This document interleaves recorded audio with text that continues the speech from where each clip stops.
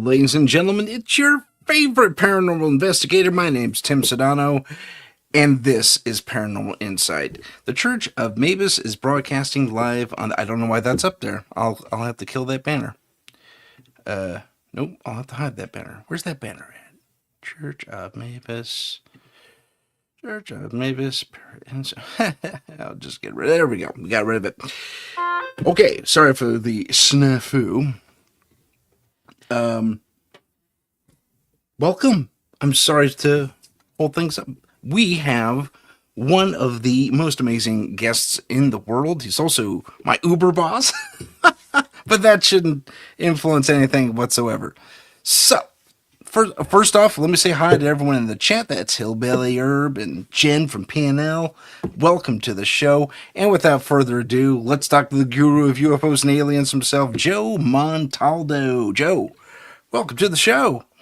Hey, what's up, baby? How's it going, baby? I'm alive and kicking. That's always a good thing. That's always a good thing. Absolutely. I could use a long vacation somewhere, I could tell you that. But yeah. Where would you go? Ooh, I don't know. It's a good question. That is I was talking to a friend of mine the other day. Where would I go hang out? Well, I'm getting ready to be in LA in about 10 days. So yeah, it's so while I'm out there, well, about 8 days actually. But while I'm out there, I'll get a little sort of vacation. It's a working vacation is what it really is. Working vacation. Yeah. You can't call anything. Yeah, you can't really call anything other than that because I get very little sleep when I'm out there. And usually what happens is I like to catch up with John, and John's the president of Galaxy Press. Mm-hmm. I like to have breakfast with him in the morning and talk about what everything's going on that day. And then, I'll hit some of the courses, some of the classes, and I'll watch these students. And I'll talk to judges and winners and stuff like that. And some of these judges like Orson Scott Card, he's the author of Ender's Game. 10 Powers is The Stranger Tide, which of course is a Caribbean movies. The guy from Dunes there. There's some seriously big dudes, people here. And that's just on the author side. That's not even on the illustrator side. So I get to spend some time hobnobbing with all the rich and famous. And I met 2 different years there. I met the #1 General for Space Command and the #2 General for Space Command because John and his wife are space cadets. They're members of the Space Command. I didn't know that. I said, don't tell me space cadets, man. I'll never get past that. And then I met. It's like a working vacation because I do have a lot of fun, but it's nonstop. On average night, I'll get about 3 hours. By the time we try not to do interviews after midnight because the winners need their sleep because they're going to be up early in the morning. But gotcha. A lot of times interviews will drag on till 1:32 in the morning, and then and then I'm up, and then I usually post archives for Michelle so she don't have to worry about it, get numbers for. So usually at 4 o'clock I fall asleep, 7 o'clock I'm up. So away we go. Yoo-hoo. And I get to talk a little ufology out there because a lot of people find out that I'm in the field. It's weird because they really don't know who I am other than I'm press. Gotcha. So then people will look me up and they're like, I didn't know you did this. Well, yeah, I do that. Yeah. I do a lot of press work and I do a lot of other stuff. It's just, like I said, it's fun. And meeting people like Orson Scott Card is great because he's a character and a half, man. And I'm gonna probably be his next movie, man. Is that right? That'd be cool. It's like I said, look, I can tell you a lot of good stories, man. A lot of good ones. Life's been treating you good or what, man? Yeah, man. I've been doing okay. I just had a birthday this Sunday. I'm 54 now. Birthday. Thank you so much. Baby, man. Yeah, baby. Come on. You're just a baby, man. Come on. My car is older than that, man.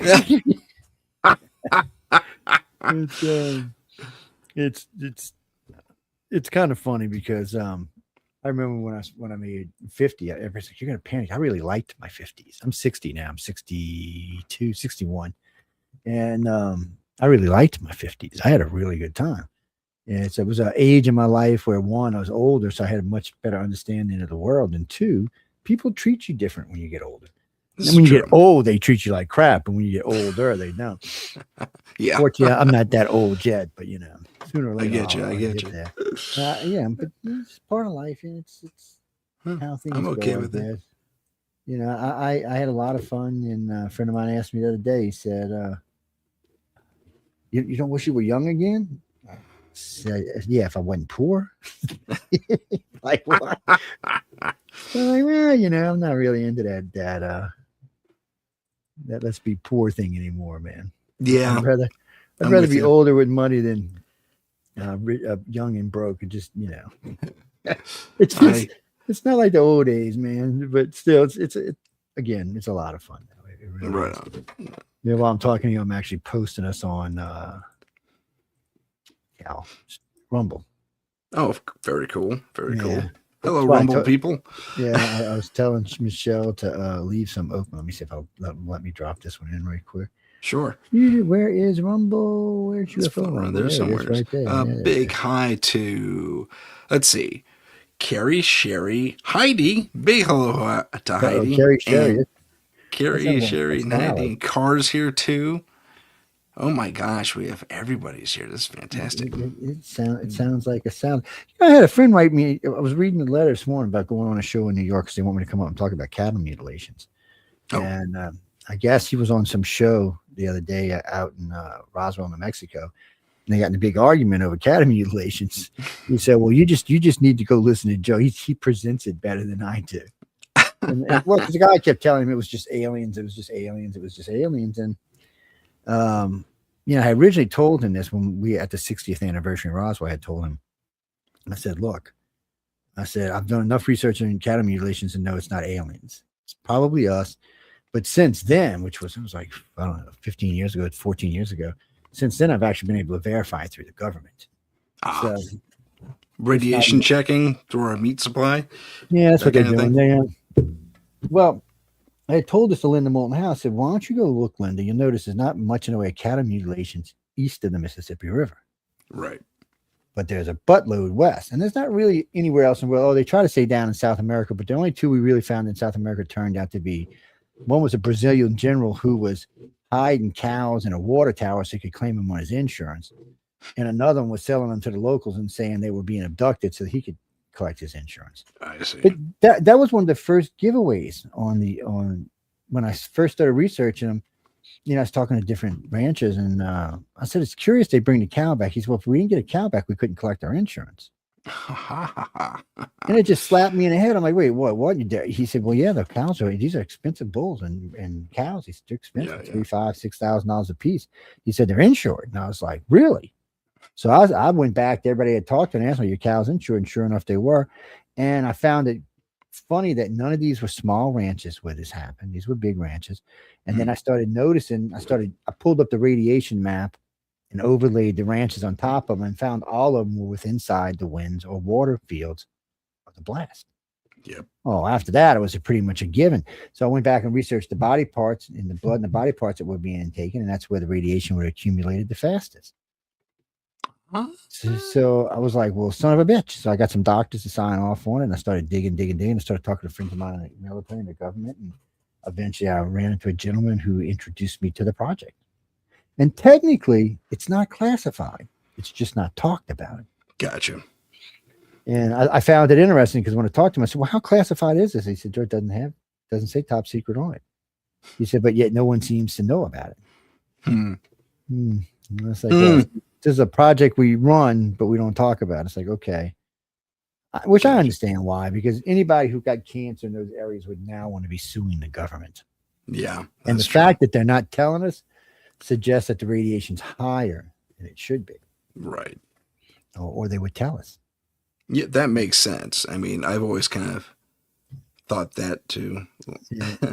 To well, a degree. it just makes sense that, I couldn't figure out. So I said, so these UFOs are coming and stealing the cows, taking them away, taking the parts out, and then dropping them back. Why would they bring them back? Why not just drop some bitch in a lake or garbage or whatever, drop him in space? Space it. I mean, it never made any sense to me. And then there was also things, though, on a couple of places that people had sent me pictures and there were sled marks, like from a helicopter sled. Oh. Landed. And somebody said, but you never hear noise. I said, we'll get some pretty silent helicopters these days. And then one guy said, "Well, there's no way we could suck all the blood out that fast." I said, "Yeah, you ever heard of a vacuum pump? We've had them since the 50s." Oh yeah. I said, "You hook it up, plug it up, and go." I said, "We've been using lasers since the 60s to cut things." I said, "So none of the technology involved in this is supernatural or extraterrestrial. I mean, it's just standard technologies that we use every day. And even back in the 60s, it was technology we used every day."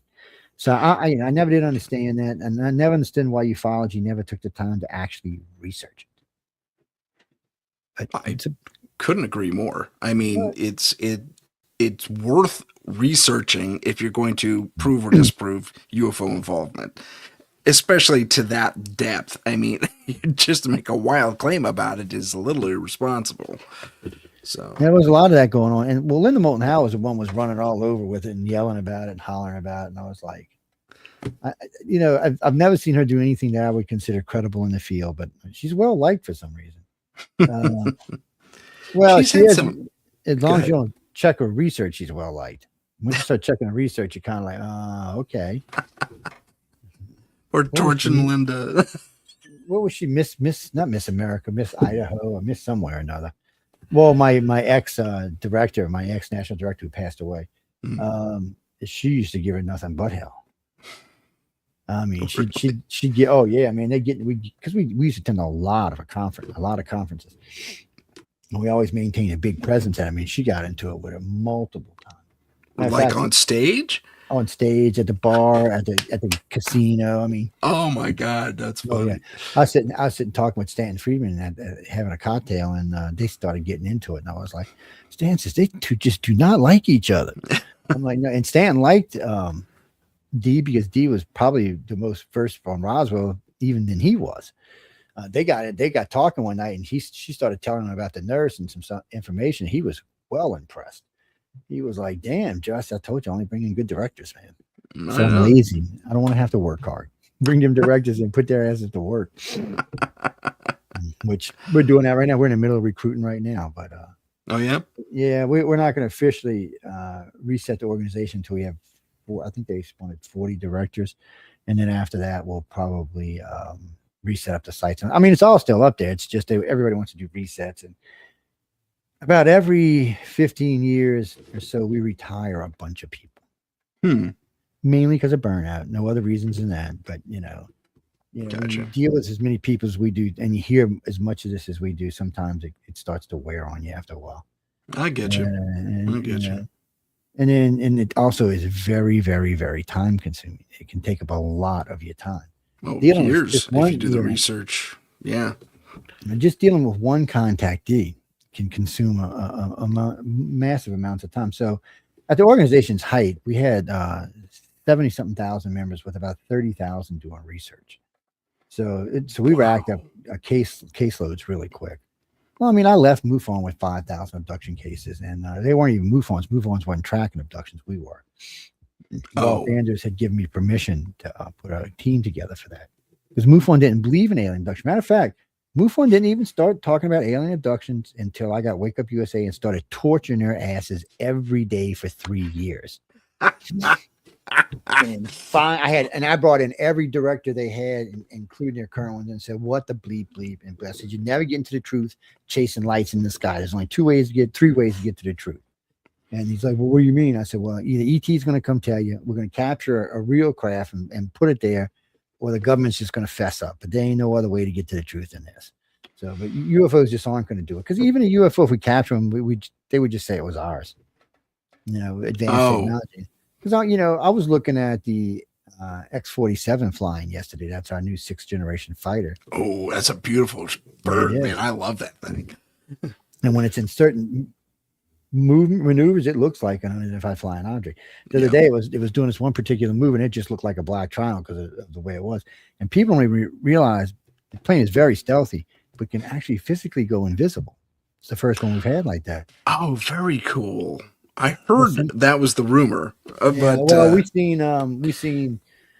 They did a Jay and I don't even know where we got it from. We carried it on News on the Flip Side. It was Boeing was showing prototype testing of it, because it's been flying for 6 years.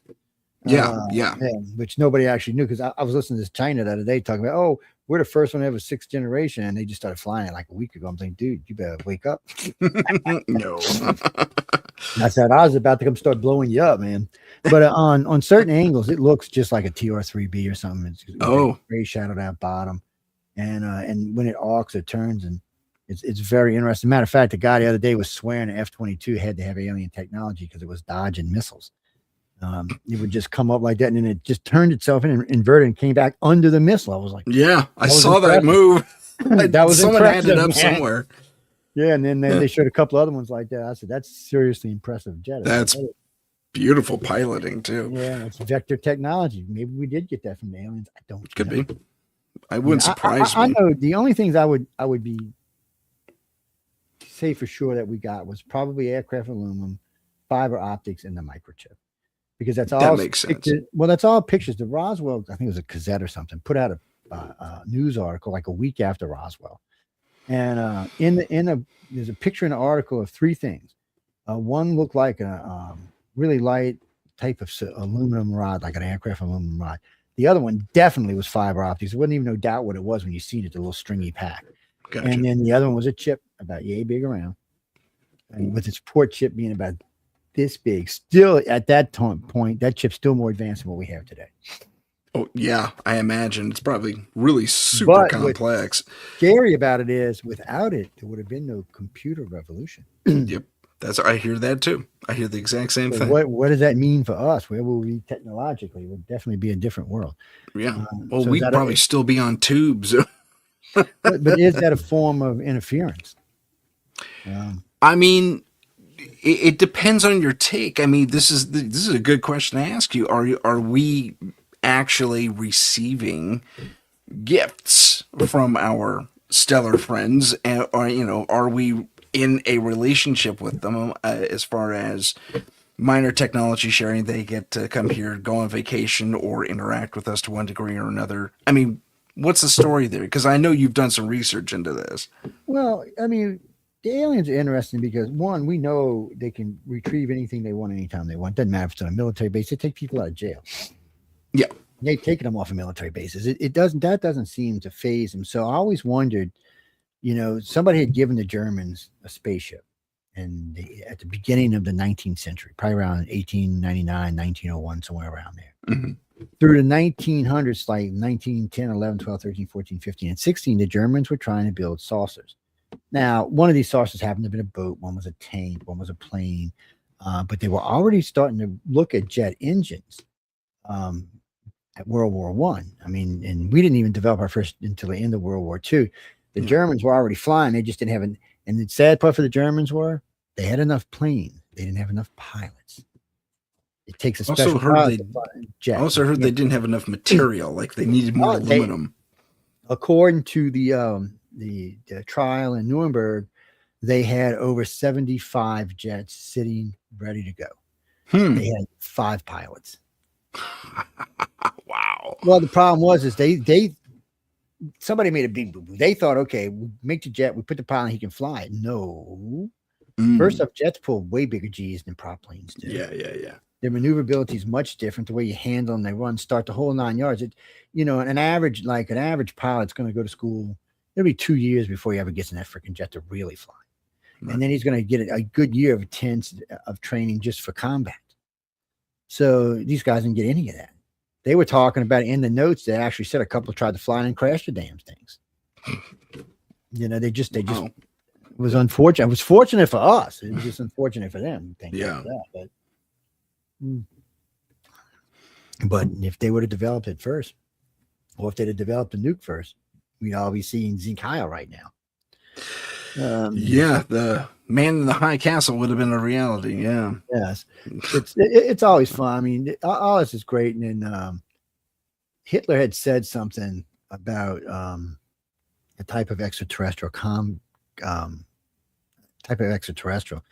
In his book Mon Kampf, he talks about these blue-eyed, fair-haired angels that used to come visit him, which sound just like the human type aliens. Yeah, the Nordics. He said they had 6 fingers and 6 toes, and their heads were shaped differently than ours, and that's a typical human extraterrestrial. Wow. And so, he gives him credit for a lot of his genetic experiments on twins, telepathic experiments. So were these not so nice aliens guiding him on where to go? Now, people forget that Germany, not America, was the most advanced country at the turn of the century. Yeah. And if you were an extraterrestrial coming to give somebody technology, it may have been them instead of us. I mean, we were still a young nation that was causing all kind of problems. So here you got a very advanced nation that was advanced in many, many, many, many ways, pretty much more advanced than anybody else on the planet and everything.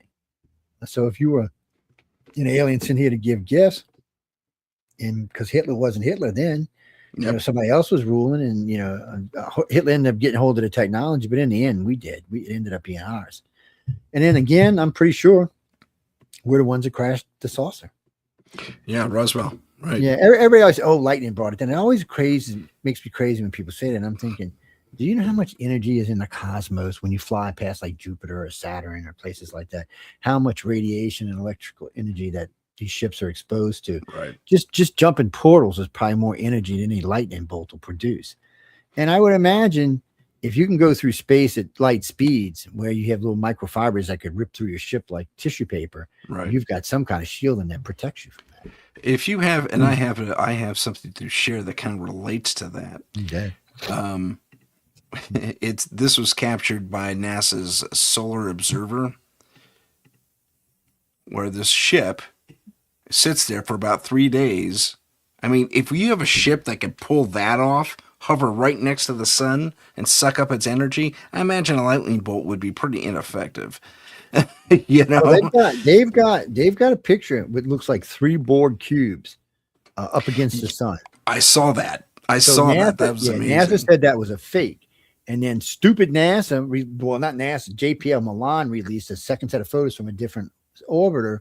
And guess what? It had the same picture. Yeah. So it was no longer a mistake. Now, what it was, and then I noticed they slowly but surely came down. They took them down slowly but surely. See, JPL and Milan used to let you go through the pictures when they came in. That's true. So you could go, you could help. But then anomalies started being found. PPS anomalies. We're not going to say just anomalies. And a JPL Milan decided no. We don't know what we're looking at, and we don't want anybody speculating on what we're looking at. So guess what? We're going to look at them first. And even with them looking at them first, we still find anomalies. We still find stuff. We're still finding stuff on the moon. I mean, as far as the moon photos go from back in the 60s and 70s, it's incredible. I mean, they didn't get everything, Well, somebody, so we've got 3 American astronauts and 1 Russian astronaut, and 1 Chinese scientist says there's definitely somebody living on the moon. Yeah. Unfortunately, it's nowhere that we can see. It must be on the other side of the moon. And people always get mad at me because I won't call it the dark side of the moon, because it's not dark, it's lit. We just call it the dark side of the moon, but it's got light.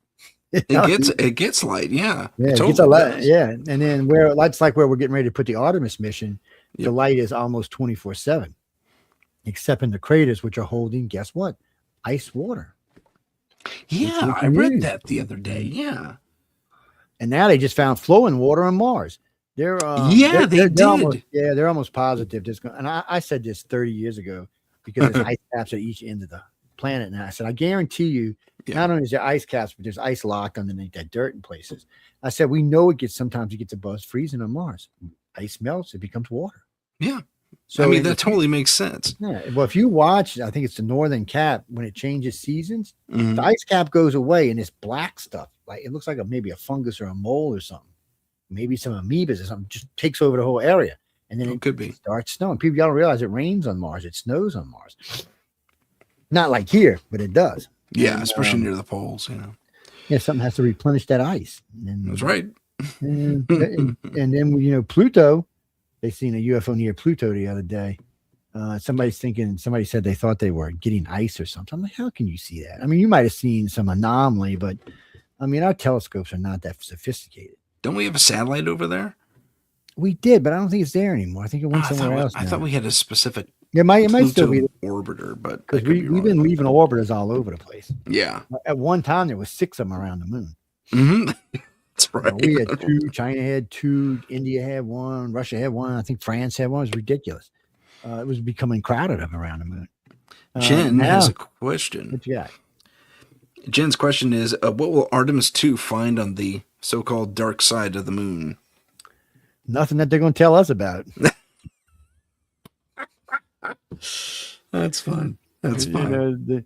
And we don't even know if the insertion orbits are in places where this could be seen. Remember, they said all these people who said they seen this said that was like a colony inside of a crater. It was like a bunch of saucers, like one in the center and a bunch around connected to each other. Domes is what they actually called them. Yeah. And, didn't Armstrong mention that?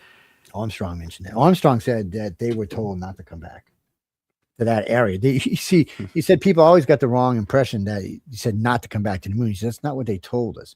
They said not to come back here. Where Apollo 11 had landed. And you notice we never went back there. That's true. And then eventually we just, what was it? 17 was our last mission. So 18, 19, and 20 were bought and paid for. So they were crewed, bought, and paid for, and we didn't launch them. Wouldn't have cost us anything. Somebody said, oh, we got rid of them because the cost was no cost. They were paid for. Yeah.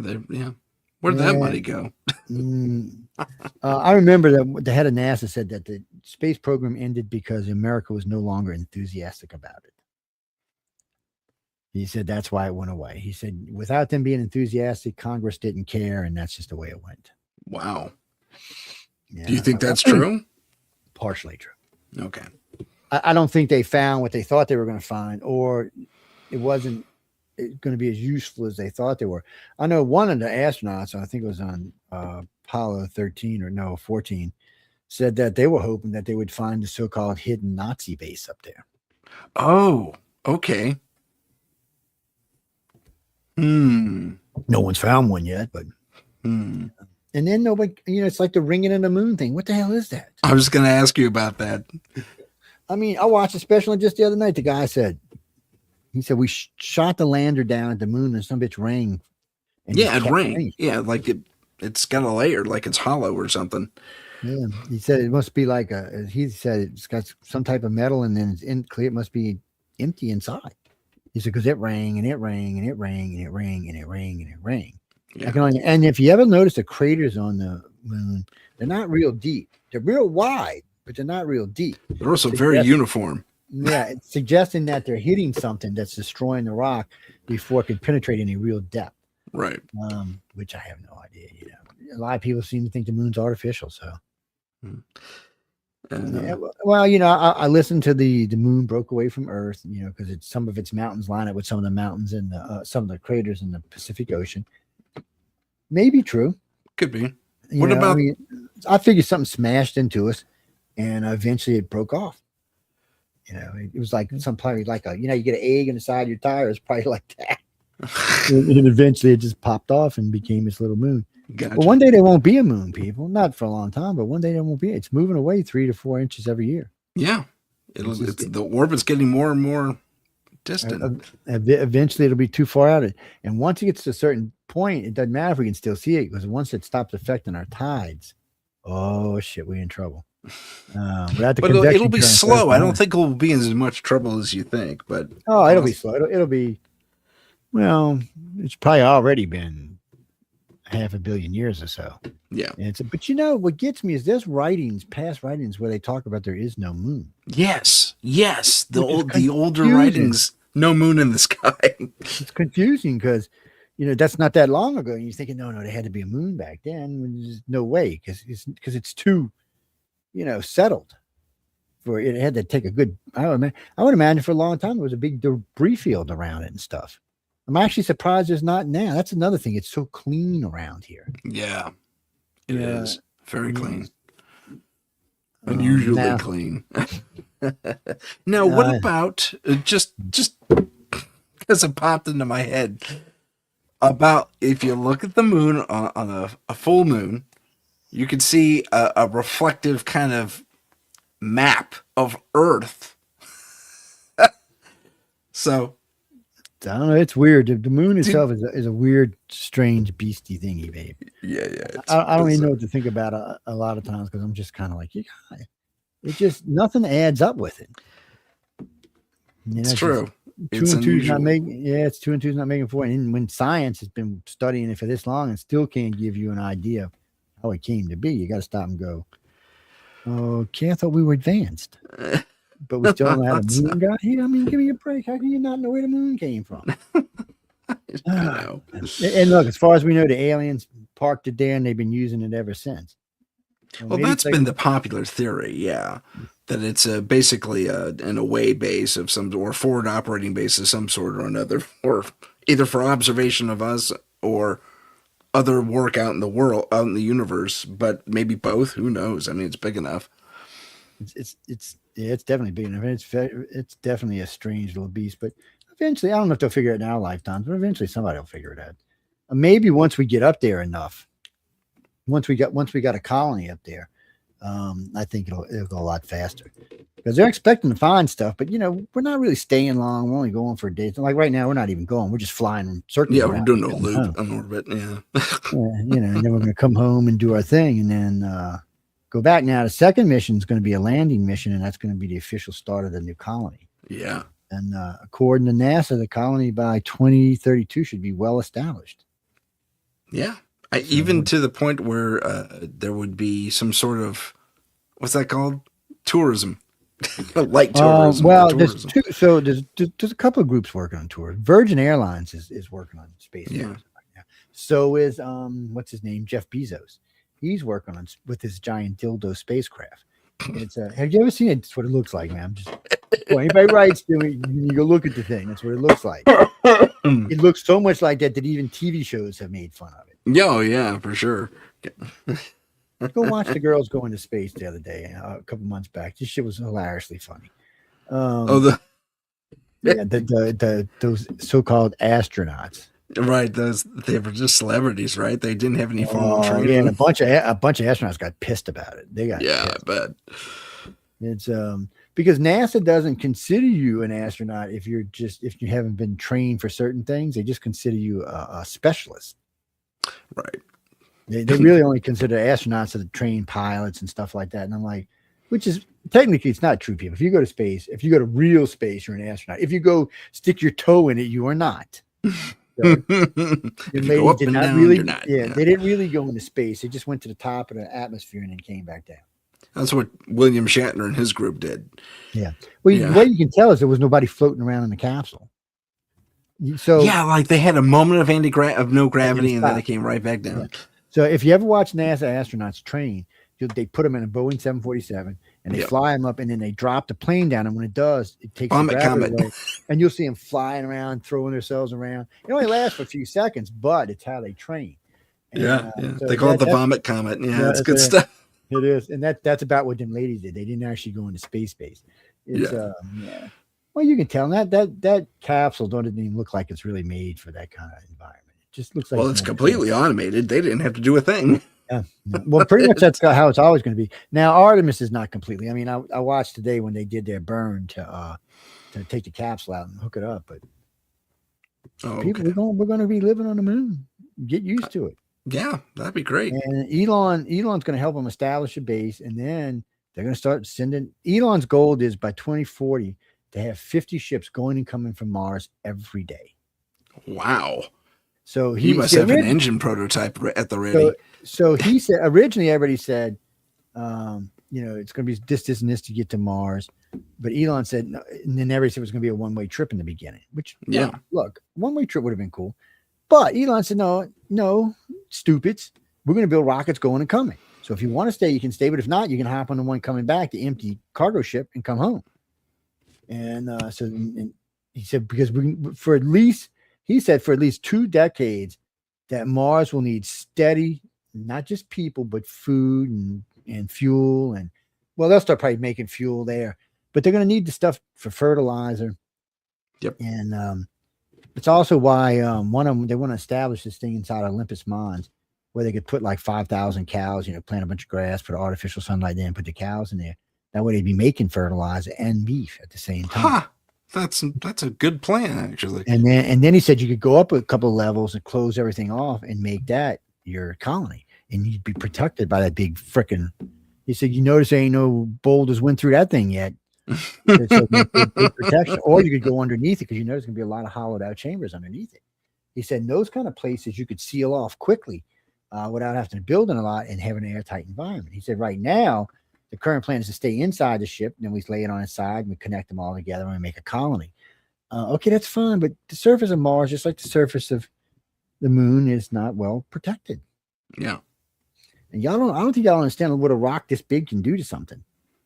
Especially if it's traveling at velocity. Oh, yeah. It's incredibly, it's a bullet, basically. I mean, them things can come in the atmosphere at 100,000 miles an hour. You don't have to hit anything. See, Earth, they burn up before they do any damage. But on the moon, they're not. They're just going to. Mm-hmm. Well, we know that the space shuttle has been hit by micrometeorites. It's got this self-sealing skin on it.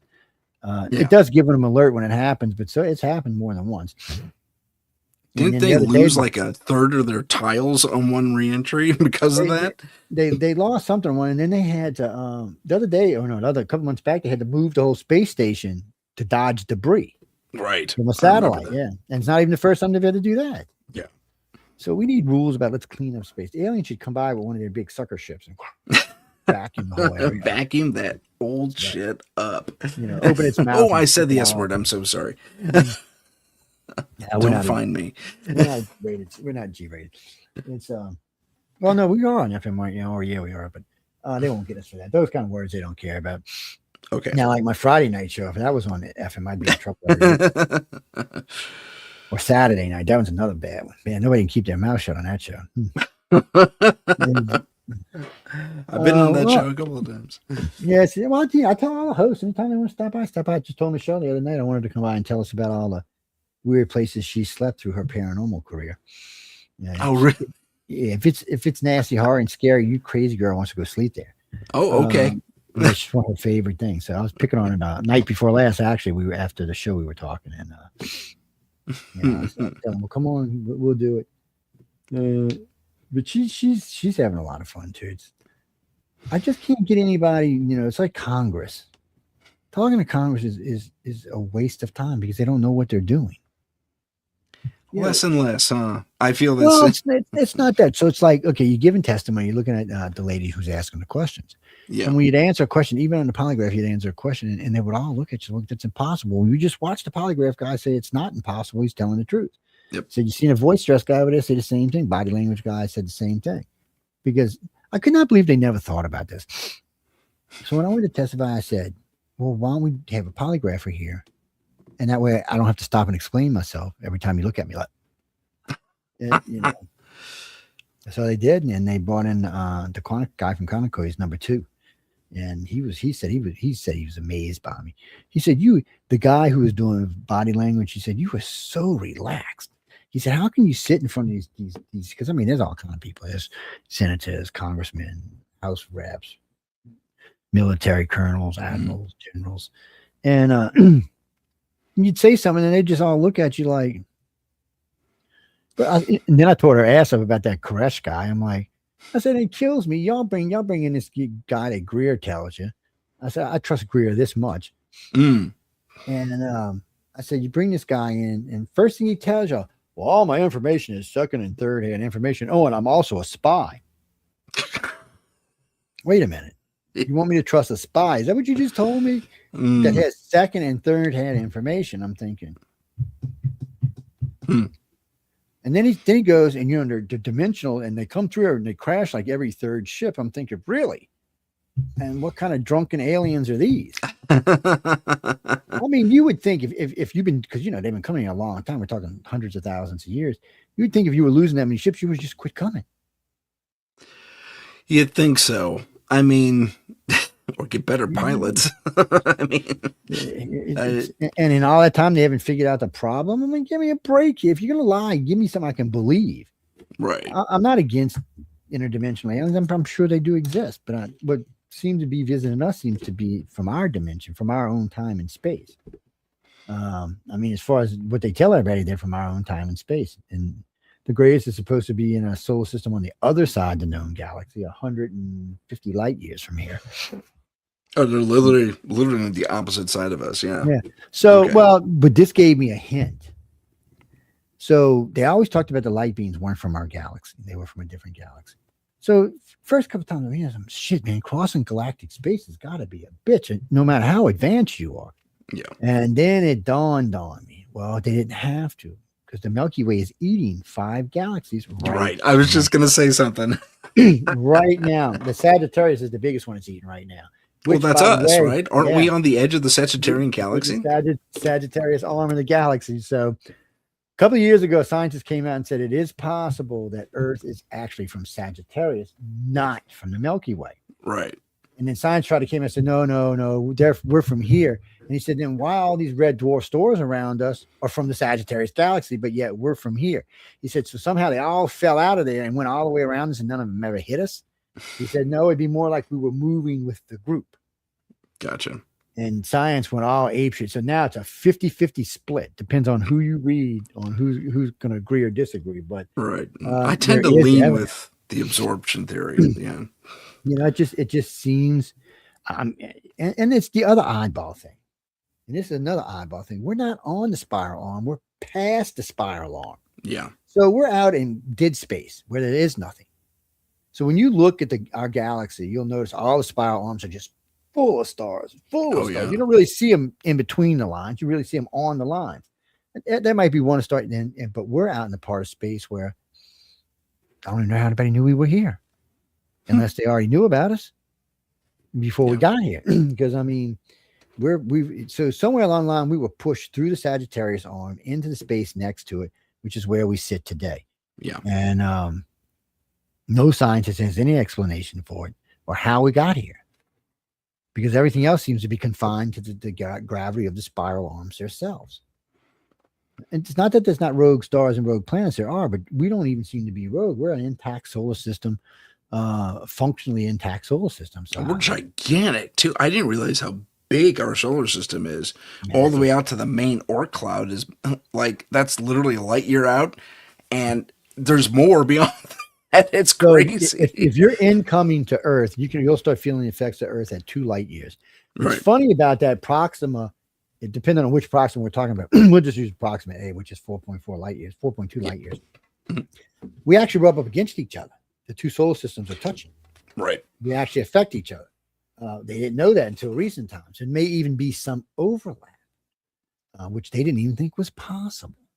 So we're learning stuff now that we just don't. And then Webb just keeps finding thing after thing after thing. So there are now 5 planets where they think there's life. 2 of which they think are so one, they found industrial hydrocarbons in the atmosphere. Yeah, I read that. That's crazy. Okay, people, hydrocarbons don't come naturally. They have to be produced. Usually through some chemical reaction like gasoline or something. There was that.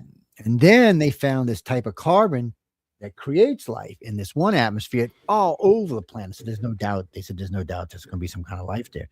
Then they found another planet that suggests that there was something living there that was probably a magnitude maybe a little more advanced than where we are today. Because even though there was hydrocarbons present, there seemed to be some type of radiated energy that we're not familiar with. So they may have been coming out of their industrial age and into their whatever next generation age they're in. I see. But you got to remember now, people, a lot of these planets are 100 light years away. So remember, everything we're seeing is 100 years old. Yep. Okay. So when we're talking about the one planet with hydrocarbons, that was 100 years ago. That picture was getting an image of. So, well, because it's not real time. We're picking up the light. Right. When you look up at starlight, there's no telling how old it is. I mean, there's stars that takes billions of years for the light to reach our planet. Absolutely. So knowing these things helps us to age things, just like the Dyson sphere thing.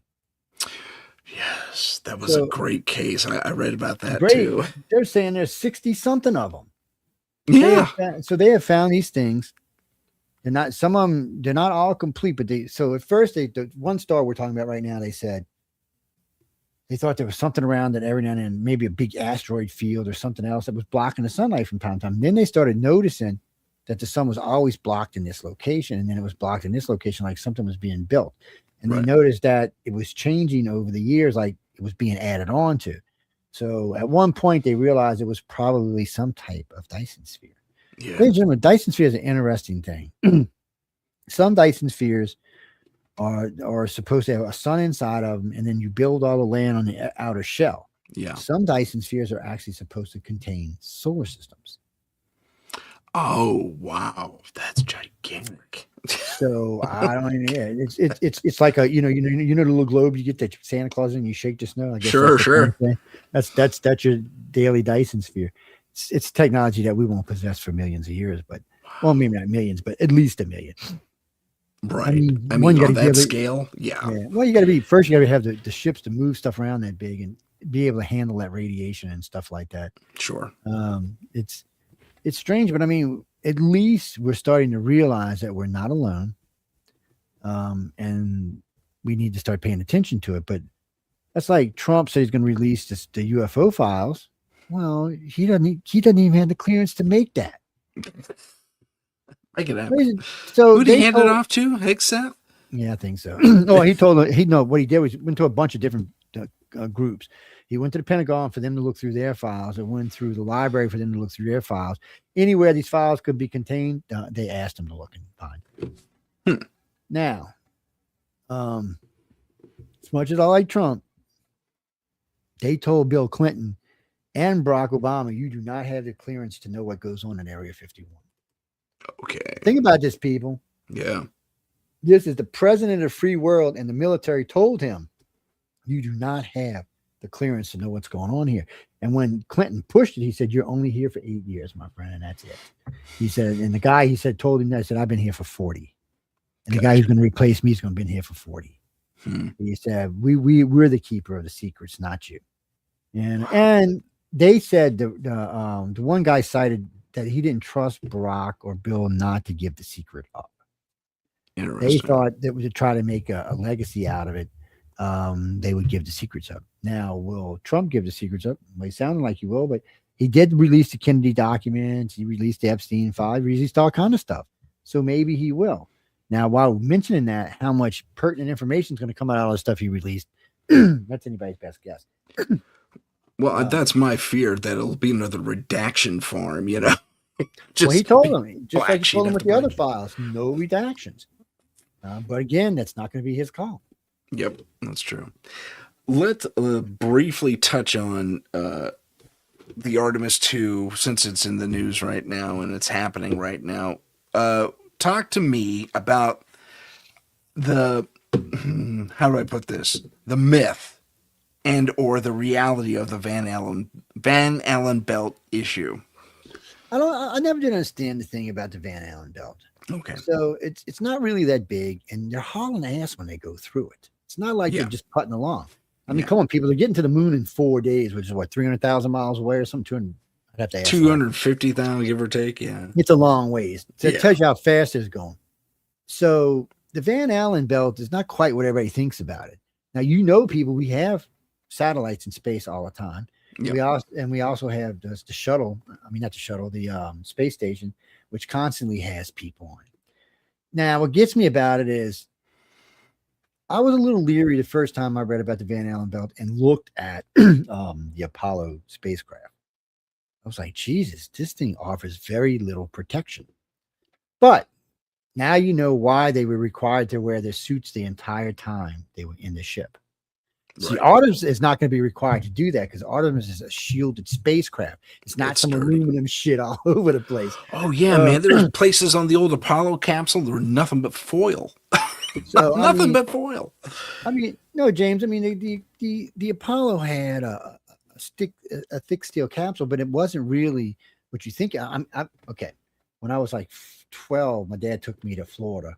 Well, we went to Houston, then we went to Florida.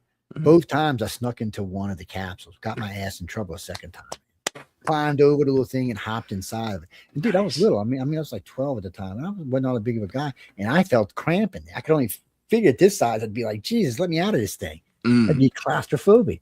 Yeah. People, you got to think about it. There was just one of me in there, and there was 3 of them in there, stuffed in there. You know, well, at least the Artemis has a bathroom, okay?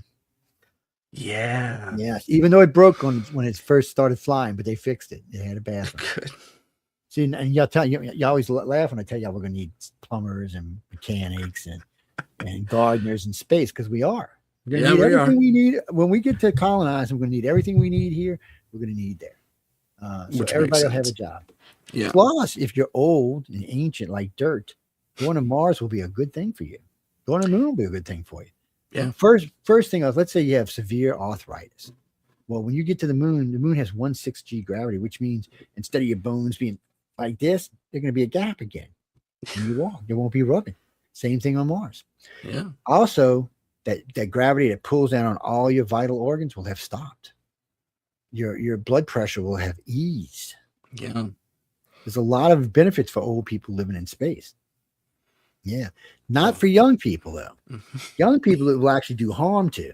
If you're under the age of 50 and you go to space, even at 50, you're going to have to be on a treadmill on a regular basis. But if you're under 50 and you want to stay in shape, you will be on that treadmill 3, 4, 5 hours a day. And you'll still lose muscle mass, even doing that. Yeah. Now, once they figure out how to weigh us down and give us 1G and everything, that'll change. And that's one of the things that's making science so nervous right now is men and women sometimes use poor judgment, meaning that they have sex and somebody gets pregnant. Well, we've seen what chickens look like born in space, and they don't look like chickens. They came without legs or feathers because they don't need them. There's no use for them in space. There's quite a few things that deformed in space. And on Mars, I imagine being exposed to the radiation in there. Just go watch, what's that movie with Arnold Schwarzenegger? There you go. Look at all the the mutations. Yeah. So, well, we don't know. And if we get there, it's going to be, there's just so much we got to learn. And radiation is deadly to man. So taking 9 months to get to Mars, you're exposed to a lot of shit. That makes the Van Allen belt look like child's play. Yeah. It's so... The ships have to be shielded. We have to be shielded. But we know, and just so you know, ladies and gentlemen, we're not ignorant. We shield nuclear reactors all the time. We have submarines and aircraft carriers with nuclear reactors in them. And you know what? No one dies of cancer or from radiation exposure on these ships. So we know how to actually do it.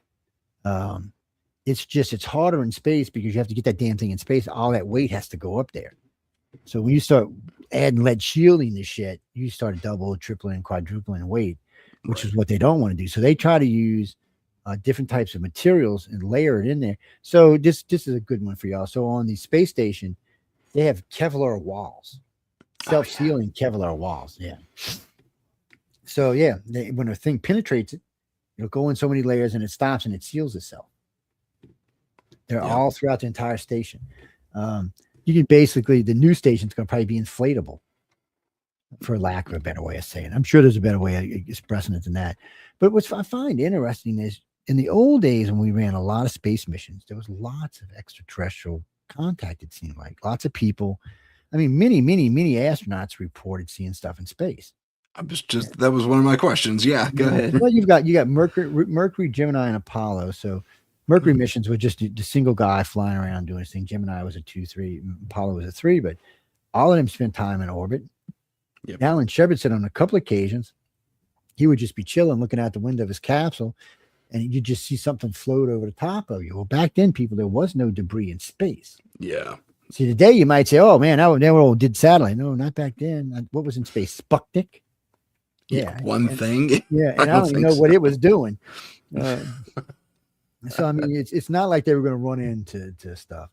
So when they would tell you stuff like that, and then because a couple of times they reported seeing things, NASA changed it to where you would hear them talk about, "Oh, I see Santa Claus in his sled." Right, Santa Claus. Yeah, those little reindeers out there. No, they weren't joking. They seen something. They just couldn't tell you what it was because they'd get in trouble. Right. The Santa, where the Santa Claus code. And then what was it, the STS-41 mission? NASA decided we're going to add a 7-second delay to all broadcasts. Right. Because for the first time, we seen what appeared to be a UFO moving and someone on Earth taking a shot at it. Yes, that was crazy. So, NASA's explanation was that it was ice that had come off. That wasn't ice. No and then way. when they fired their thrusters, that's what made it stop and change direction. Okay, Nope. well, okay, NASA, I'll believe that. But what was that coming off the ground down there? That big bolt of light that went, and as it went, here's the thing, and it's coming by and it goes, oh, whoops. Yeah, exactly. Not only did it change direction, it sped up. I'm like, no, I'm thinking, I'm not buying that bull. I didn't buy that for a second either. No way. You're going to have to give me a better explanation than that. Way better. I was talking to Jeff Chandler, one of the astronauts, and because he had put a little video compilation together, weird stuff they had saw in space. And then he gave me a copy. And he put it up for sale. And it was doing pretty well. NASA made him pull it because it was all NASA material. Oh, and he was pissed. But we talked about it. He said, "Joe, I'm not going to tell you they're aliens." He said, "But I'm going to tell you it's not ours. And so I'm going to tell you it's not the Russians.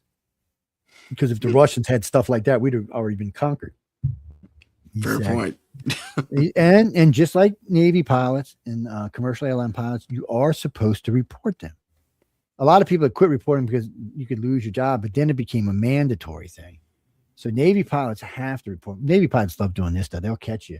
Like before I got promoted to an officer, when I was still enlisted, one of the pilots came to me and he said, "Joe, I need you to report this." And he told me the whole thing. I said, "I'm not reporting that. What are you, crazy?" I mean, I was 18 at the time.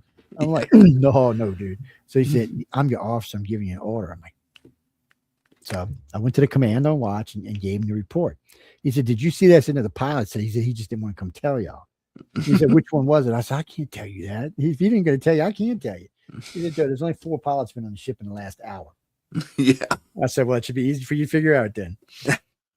that was but I mean, there was lots of stuff. It's like whatever that thing happened in 83.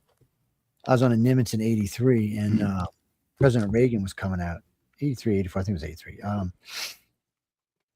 President Reagan came to the ship and he came in.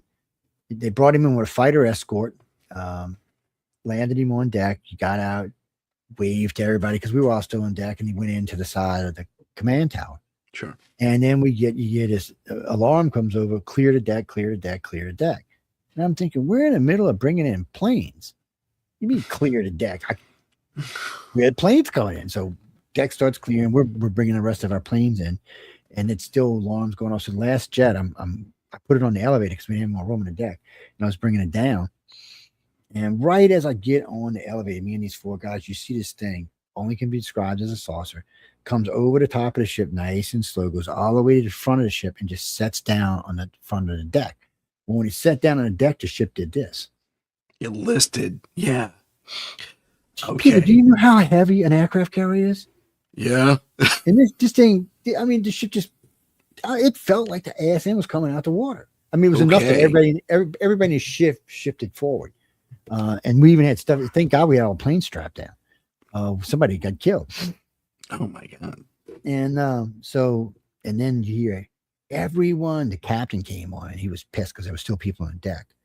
So we get downstairs and power starts clicking off, and they got a row of monitors the guys downstairs use to watch the deck crews in case something happens. So you see this thing, and then you see the door open up, and you see what looks to be like an alien. I don't know how to describe it. It was such a fuzzy, blurry, grainy thing. I hate to describe it. And then it goes up to the tower, and then it comes back with what looked to be the president and 2 escorts walked into the ship. They stayed in there. They stayed in there for about 2 hours, and then they came back. And we were at dead stop at this point. We just stopped. We're in the middle of the Pacific Ocean. USS Nimitz at a full stop. Which the only time we ever stopped is when we went port. So that was kind of creepy, weird. And it feels weird when you don't hear that engine going. And the ship, because a lot of times you don't feel the waves because the damn carrier is so big, but you do them in certain kind of seas. But still, so we sat there, and then I remember one of the petty officers was like, "Oh, wait, they're coming out. So they came out, and the president, these 2 guys walked off a little ways, and this alien came out, which looked at least 2 foot taller than Reagan, 1.5 feet for sure. Wow. And I think Reagan was in his 6 foot range. So yeah, I was like, damn. But it was so far off. It was hard. The only reason I think it was a tall gray is because it was a saucer ship.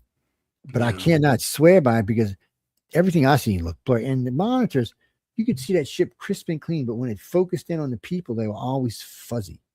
And they never were fuzzy when you were watching the decks. So it was something that was going on. So I think the alien gives out some kind of energy that screws with cameras and stuff. Because I noticed most of the time when the ship's around, and I think that's one of the things that ship did, because I noticed we were told to turn off certain equipment when it landed.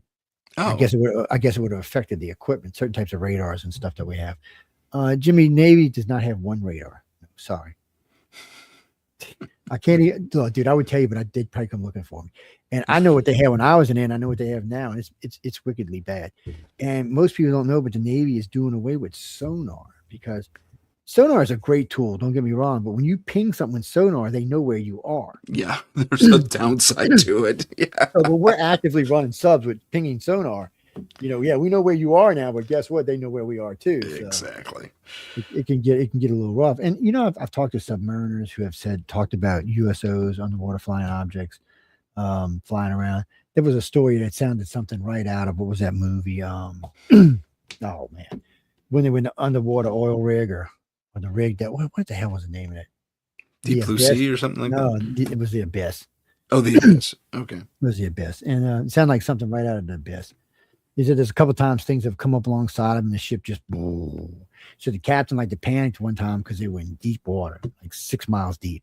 So sub's not going to take that. They know running into the ground, you'll explode before you hit the ground. Right. It's implode. I'm sorry. I know what you meant. Yeah. It's. But there's been lots of that. And I have not met a fighter pilot, Air Force or Navy, that had not seen a UFO. Not one.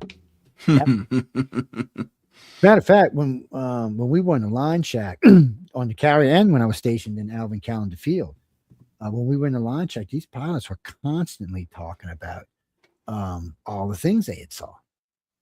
And there was and then I was doing an investigation into the triangle sightings in Belgium in the 1990s. Yeah. Yeah. And I got to talk to an F-16 pilot that NATO had scrambled. So NATO had scrambled two F-16 wings. Wings? Yeah, wings. No, well, they call them wings. That's a flying. I know, but was it like that's 5-6 planes, isn't it? Yeah, it's 6 jets each. Yeah, so there's 12 in total headed there. Okay. So the first 6. So this is so weird. The first 6 are approaching the thing. 2 of them are saying, "This thing is huge." The other 4 are going, "We don't see it, dude. They're flying wingtip to wingtip. What do you mean you don't see it?" Oh, wow. And the pilot's like, and the one, but you hear the captain over the thing going, "What the bleep you mean you don't see it? It's right there in front of us. Open your damn eyes." He said, "There's nothing there. And it wasn't showing up on radar." And he said, "Well, y'all need to return to base if you can't see the target." So those 4 turned around. As they turned around, the other flights come in, the other 6. Out of that 6, only 1 pilot saw the ship. Wow. So they sent it back. So instead of having 12 jets, now they have 3 F-16s that can see this thing. Fully loaded F-16s, no less. Yeah. So you hear the pilot's going, I kept asking, do I engage? Do I engage? Do I engage now? So you hear, he says, the guy from the general from NATO calls and he says, "How big is this thing?" He says, "It's about the size." I forgot the name of the city it was over. It was a big city. Like so he said, I'm thinking maybe 5 square miles or longer. And you hear the guy come over the PA and goes, "Return to base." Okay. Immediately. He said, we turned around and we left. He said, so the next day he starts asking, because there were sightings reported all over Belgium on several occasions. So this thing went over a city and it had 270,000 people in this city. And I think 4,000 people saw it. It was even on TV. People, it made the news. And people were going outside and looking for it. And some people saw it, but most people didn't. It's like the Mexico cities. It's a perception thing. Yeah. Well, I think like one of the easiest ones for Americans to understand is the Phoenix Lights. Phoenix is a big city. A couple million people live there. But yet less than 14,000 people saw this thing. And don't forget, there's people that live up the side, the hills all the way around, because, Phoenix is in a valley. And a good friend of mine, Lindsay Tai, who was a doctor at the time when she saw it, she said it was funny because I was talking to people, my neighbors on either side couldn't see it, but I'm sitting there looking at this thing almost eye level to my house. Okay. And she said, I'm watching the news and the guy's saying, "Look, can't you see it on camera?" And some people are saying, yeah. And a lot of people are saying, no. I think really and truly contactees see UFOs. I don't think the everyday person, I don't think if you haven't been in one, you're going to be able to see one. I think there's some type of something that changes either in your perception, in your mind, your eyes, once you board a craft. You're open to it, I guess. Or maybe your body or something picks up the energy. But there's been too many mass sightings. Well, not that many. Mexico City was 22 million people when the sighting happened. It stayed there for a day. More than 1 million reports. Where was the other 21 million people? But yeah, the mayor of Mexico City on TV with Jaime Maussan and a couple of others talking about this thing hovering over the city. Hmm.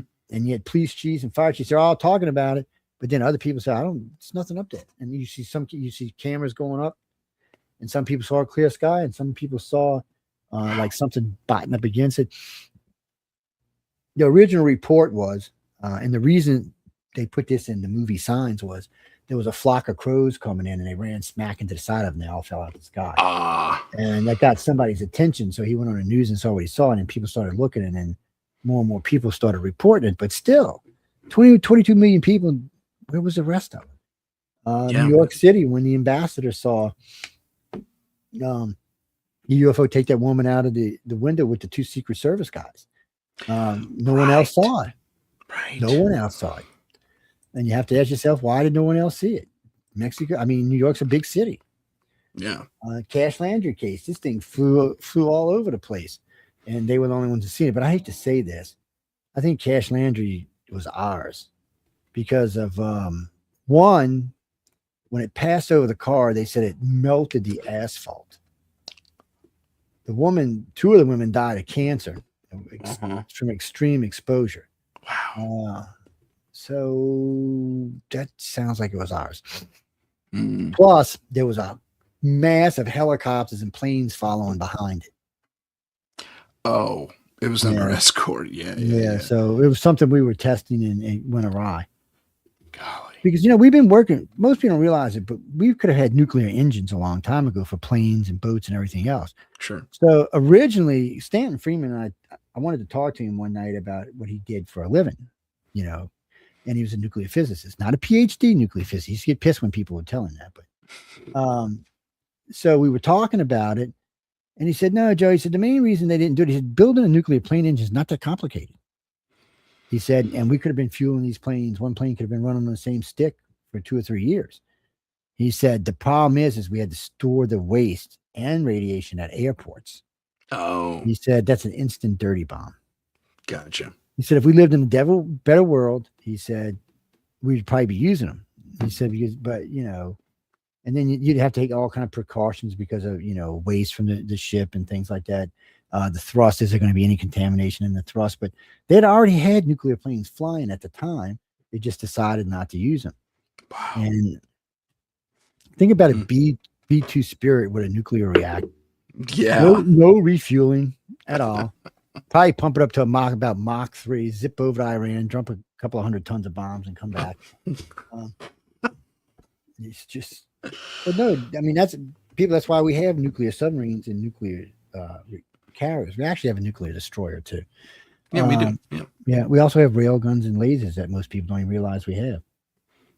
That thing they call the Zimwalt I think that was a fantasy wish. There's 3 of them. They quit making them because they're very expensive destroyers. They do work. The rail guns were great. I watched them cut a World War II battleship in half with a rail gun. Fun. So he turns it. Well, at the time there was 3 of them on board this Zimwalt. So they turned it, and they were about 3 miles away from this thing, and they aimed it up like this, and they just went all the way down. You see it go through the water, and then you see the ship go. Wow. It was gone. Oh no, it was whoever sent me that just now. It was parked at Bikini Island atoll. Oh, okay. Yeah, where they removed 8 feet of topsoil to try to get rid of the radiation. Yep. They got all kind of mutations. The government don't like to talk about mutations. No. They don't want you to know that radiation actually does that to things. Don't look at me. I'm not the one that invented it. Well, let me talk to you about. I've told this story, and maybe I told it when you were here too. But there was when I was at NASA, I was a nobody intern. No one paid attention to me. Well, we had a transition at Moffett Field. We went from Navy control to Air Force control. And when that happened, we got new SFs versus the Navy police. Anyway, they apparently they'd all transferred in from different bases and stuff. And there was one guy who was from Vandenberg apparently, and he says, "Yeah, did you ever hear the story at your base about the ships there? What are you talking about?" So he tells the story. He says, "Well, when I got there, I was told this story kind of as a cautionary tale," and he goes on to say, a few years before I got there, these guys were on patrol somewhere near the end of the supersonic runway. That's the auxiliary for the shuttle back in the day, and supersonic craft, obviously. And they're at a group of buildings somewhere near one of the ends. I can't remember which end of the supersonic runway. It's like a warehouse or something like that, or auxiliary hangar or something.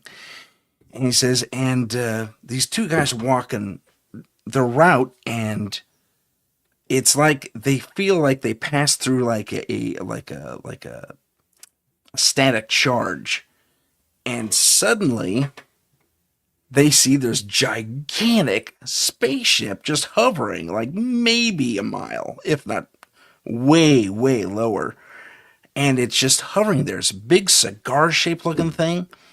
And these dudes in white Soko suits are wheeling, what are those called? Mississippi carts? The big flatbeds, the oversized flatbeds, wheeling cargo into this warehouse or hangar or whatever. And once they get the cargo inside, they kind of round a little corner, and then there's a flash, and it's bluish. And then up on the ship, they have this, what looks like their cargo bay or flight deck or something, the slot that's there, and there's a corresponding blue flash up there.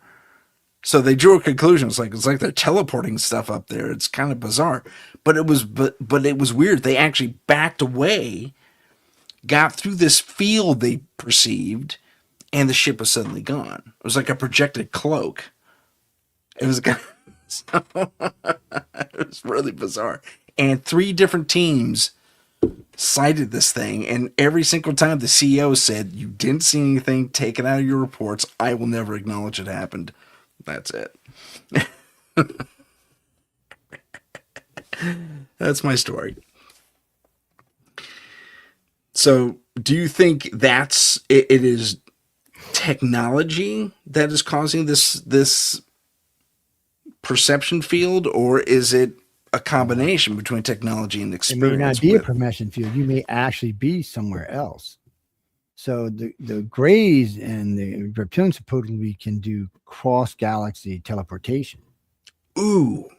So, which means you may not even been on Earth when you walk through. You may have been somewhere off-world. So I always tell people when they see stuff, like, always see your surroundings. Get a chance if you can. Look at the sky. Just, somebody asked me it too when they have these weird dreams about it. I said, look for a newspaper. Ask your consciousness, what date was it? And when they have those Holocaust dreams, it's one of the first things I do. Well, look around, see what you can see that has a date on it. Look at the cars. What do they look like? The one guy was telling me they were in Houston, he said the stoplights were different. He said they didn't look like the ones we have today. He said they were definitely stoplights. He said, but there were no poles. They were just there. Like they were just stuck in that piece of the air. He said, you didn't see any wires, you didn't see any poles, but there was lights. He said, and there were cars. He said, even though the cars looked different, when they describe them, it's hard for people to try to describe futuristic stuff sometimes. All right, we got maneuvers going on. Well, we've got a CB base, a SEALs base, a Navy construction yard, and a NASA facility, all within like 10 miles of each other. Okay. Yeah, no, I'm kind of so it's an interesting place to live. Oh, people, we've seen all kind of stuff where we live. It's we bought this house because we're crazy. So when I was like 3 or 4, Hurricane Betsy came, and we had a house not far from here, but a mile from where I live right now, in a place called Pass Christian Isle. And my dad waited a little long to leave, so when we left, we got to the highway and we were trying to get to the bridge, to cross the bridge to get overside the bay. Well, excuse me, there's a wave just grabbed the car, a big white Cadillac with them big flare wings on it. Ooh. Picked it up and was taking us out to the Gulf, and the chain link fence wrapped around the tailpipe and pulled the car down. The car settled like this. Well, mom can't swim, not even a stroke. And so my dad pulls us out the car and puts us on the trunk. And I still remember, because had those red and white lights on the side of the door. They were still lit up, even though they were underwater. Yeah. It stuck into my head. And then I remember my dad left and some guys came swimming up. He found some guys somewhere and they came and got us and brought us to wherever the house they were at. And I woke up watching Bugs Bunny. Wind still howling like a what. And people said, why don't you fear hurricanes? I said, because if you live through that one, why worry? Exactly. that proved the point to me. When it's your time to go, it's your time to go. If not, you don't have to worry about it. But the reason I brought that up is because a block from where I live right now, one of the best UFO sightings I've ever had happened. So my wife and I were sitting outside watching this. We were getting ready to go to the casino, so we stopped. It was 1, 2 o'clock in the morning. So we stopped. We just want to see the sky because it's a beautiful sky. And I had noticed there were 2 state troopers parked side by side talking to each other up the road. So we're sitting there. You see this thing. The water starts glowing this weird greenish color, and it starts to like get a bubble on it. It's like raising up. It just kept going. And all of a sudden you see this thing break the surface, and water's just rolling off of it, just like the one in Gulf Breeze. It gets up to a certain height, and it stops. And then it kind of tilted a little bit, and it just started drifting. It drifted right over us, drifted right over the 2 cops. 2 cops freaked out. They were on the PAs. You could hear them talking and stuff. Lights are flashing and shit. Cars are shaking and stuff. And it just keeps going, and it just kind of went down Highway 90 for a couple of miles, and then it was gone. Wow. Like a door opened, and it was gone. Okay. And that was a great sight. So I actually walked up to the 2 troopers and talked to them about it. And they were like, well, we'll go on record here, but we can't actually, because one of the guys was 3 years off retired and one was 4. Oh. So let me get you information. I won't bother you. I said, I want to get what you think of the story, but I won't report the story until after you're out.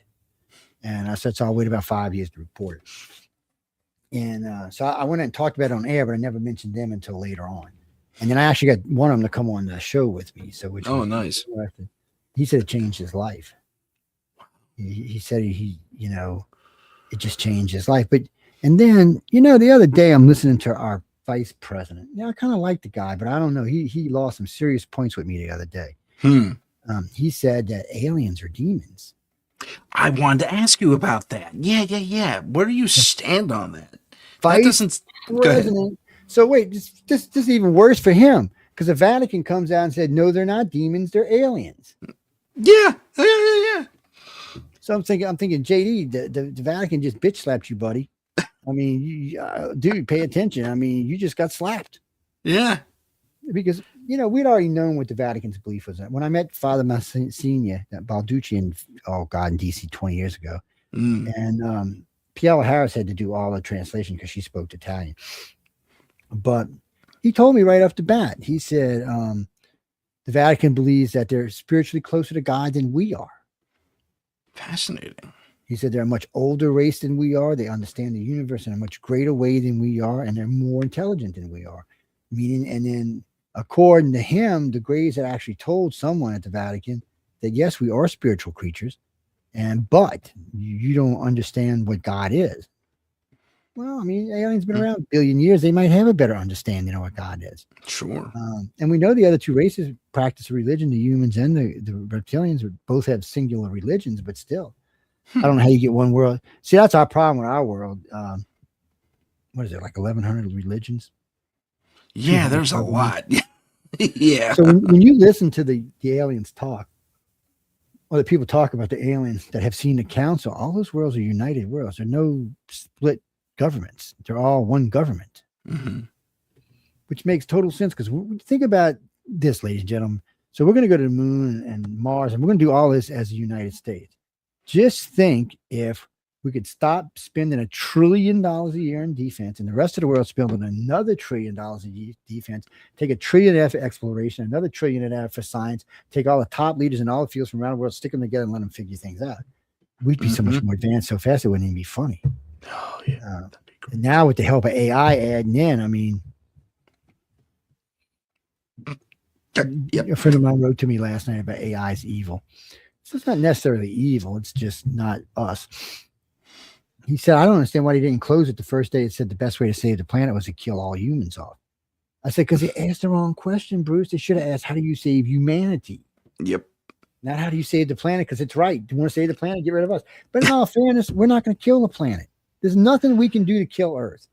Unless somebody comes up with a bunker buster that can split the planet, we could launch every nuclear weapon we have. It'd kill all of us, kill a lot of animals. But guess what? In 100,000 years, life will be here. In a million years, there'll probably be intelligent life again. I mean, come on, there's already been 5 great extinctions on this planet. Uh-huh. I mean, one rock pretty much multiplies half the planet, and we're still here. Yep. So, you know, I think when it comes to life, it's going to always try to find a way.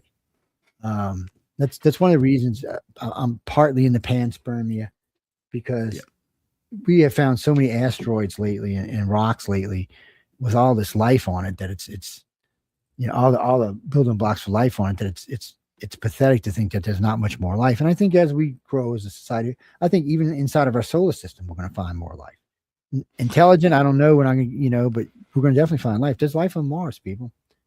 Now that we know that there's heat, oxygen, or heat atmosphere and pressure on Mars, and underground is liquid water, you can bet your ass there's life on Mars. Probably some type of amoebas. Shit, they thought they found, NASA thought they found a squirrel skull. But look, yeah, I saw. Oh, there's a couple times they thought they found fossils, which would make sense if the planet was like ours all those years ago. Oh yeah, that's a billion years ago, dude. We find fossils all the time on our planet. 100 That's million, true. 500 million, Very billion true. years. And now, remember, ladies and gentlemen, they're pushing life on our planet much further back than it used to be. So life was supposedly started here a billion years ago, and advanced life started about 800 million years. They're pushing all of that back. So there may have been more than 5 extinctions. Yeah. But it does seem like about every 300 million years, 200 million years, we have an extinction event. I'm really thinking, I think the orbit of our galaxy around the universe, or our solar system around the galaxy, is about 250 million years. So I think what happens is this someone, don't hold me to it, people. It's been a long time since I checked, but it's something like that. So I'm thinking what happens is some part of space that Earth passes through every so often that irradiates most of the life on the planet. Maybe we pass through a bunch of red dwarfs, or some maybe near pulsar or something that extinguishes life on this planet, because it's too weird that it happens so many times. Well, the last asteroid, the one that hit the Yucatan Peninsula, wasn't big enough to wipe out all life on Earth. And that was huge. I mean, you can see the damn crater from space. Yeah, you can. Yeah. Especially when the water's real crisp and clean down there, you can see all the way down at the bottom of the Gulf. Oh no, it's incredible. Don't believe that. Raymond, did you send me? Don't believe the Gulf is shallow. Oh no, the Gulf gets very deep. Yeah, very deep. It's shallow on the inland shores, but once you get out in the Gulf, it is deep. They got whales swim up in there, dude. They got submarines swim up in there too that we don't even ever see that they're there. Well, just recently. What the hell was that? I'm scratching something on my end. No, it sounded like somebody was tapping outside. Oh, okay. It's probably one of my damn neighbors. It's it's weird where all this is going to go. Most people, when you ask them, do they think there's life in the universe? They say yes. So it's when you ask them, are they here? It gets sketchy. But even a lot of times, then you can get 50%. But when you ask them other things, like do abductions go on, nah, it's less than like 20%, maybe even 10%. And so I asked a congressman not too long ago. I said, well, why do you think they're coming here? He said, well, how long do you think they've been coming here? I said, they've been coming here longer than we've been a nation. They've been coming here longer than Europe's been the European continent. Oh, yeah. I said, they've been here a long time. I said, according to the Sumerians, 6,000 years at least. According to the Dogon, at least 10,000. And if you go by the stories they tell, it's more like 15,000. Same time we found those 2 cities off the coast of India. So now that's another thing we know now. We were always told life started 6,000 years ago in Samaria. Now we find that was not true. Yep, that's true. We got, ladies and gentlemen, there are 2 sunken cities off the coast of India that we found when that tsunami hit. They got uncovered. They date them between 10 and 15,000 years ago. That city off the coast of Cuba is at least 15,000 years. Yeah. So that would mean it was the first pyramids built, not the last. Right. I imagine all of that was all probably connected to Bimini roads there and all that. There was probably a way from the Gulf of Mexico all the way to the Middle East at one point. Oh, I'm sure. Yeah, I'm sure the topography was such. Yeah, that would make sense to me. Well, there's too many similarities between the Egyptians and the Mesoamericans. Now, it's not perfect symmetry by any means, but the fact that there were certain lines of thought they went along, I found Yeah. most interesting. And maybe that was where Atlantis was, Johnny. Right there, and it sank. Well, think about it. That city right now, the one at the coast of Cuba, is in 800 feet of water. Yeah. But it was above the earth. I mean, 15,000 years ago, it was above. Was that ice? It could have been somebody might have built a city on a glacier. But I don't think so, because glaciers tend to move. Fair point. Yeah. I guess they could have built it on the Florida side, and then it could have just been pushed across to the Cuba side. I don't know. I don't know. It's so intact, though. That's the thing. That's the thing. It is. It's intact. You see the whole thing sitting at the bottom of the ocean. So maybe it didn't sink. Maybe Cuba rose. That could be very true. Yeah. So well, in Japan, they've learned some things that they thought something actually sank, but then they realized the surrounding topography came up out of the water higher. Well, there's that thing there's that city off the coast of Cuba off of Japan, that they always tell you is natural. The angles are too perfect. Yeah. Far too perfect. I had a guy was arguing with me, but I said, dude, I was a contractor for 40 years. You don't get that kind of angles in nature. It just doesn't happen. And I said, it'd be one thing if you had the straight angle right here, but not these next 5 steps coming down. Yeah, exactly. Slate doesn't chip that easy. That perfectly. Well, Jimmy, the scary part about these steps are when you see a man standing on a step, he doesn't even reach from one side to the other of the step. We're getting to giants now. Yeah. There's something, I don't know. Maybe there were ladders on them. I don't know. It does look like there were areas. And then there's these little circle holes cut in different places around, like there was poles stuck in there or something. Yeah. Well, we seen that with the Roman, whatchamacallit? What do you call the damn Roman, where they used to have the fights? The Colosseum? The Colosseum, yeah. So at the top of the Colosseum, they got these little holes that were made for poles. They used to have canopies that rolled out. Yeah. They would roll them out. And yeah. Well, rich people were rich people even back then, my friends. Yep. That's very true. Hey, Joe, I'm going to do a quick little pause. We're going to do like a 15-second station break, and then we're back in. Give us a moment, everyone. This is the United Public Radio Network, 107.7 FM in New Orleans and 105.3 in the Gulf Coast. UPRN talkradio.com. Esoteric programming at its finest. And we're back. Dun, dun, dun, dun. I was talking to a good friend of mine the other day about he's really, all of a sudden, he saw something when he was in California, and he swears he's seen these 2 aliens walking out to the beach where this white light opened and they walked in underwater. Well, in all fairness to him, I've actually seen where the door opens up and they go underwater. And not just me, several people have seen it. But I was asking him, I said, well, how did you see that? I said, have you had any? He said, no, I've never seen an alien before. I said, I want to hypnotize you. He's like, no. I said, well, we're going to hypnotize you. We're going to find out what you actually know. I said, because I don't think you can see him unless you've already been abducted. I said, so let's find out. And then I still remember his old lady calls me. She goes, no, Joe, you're not abducted. You're not, because if it comes out it's true, I'm leaving you. I said, okay. I said, well, why don't you let me hypnotize you and see if anything goes on? And she's like, no. So when he called me back, I said, your wife said no. Sorry, dude. He said, I said, I'm not going to argue. I said, I'm friends with both of you. I'm not getting into it. I said, I'll give you a number if you want to go to somebody else to have it done. It's because that's not a fight I wanted to get into, but and we do try not. We're probably the only organization that tries not to use hypnosis. I mean, we'll use it, but we would rather not.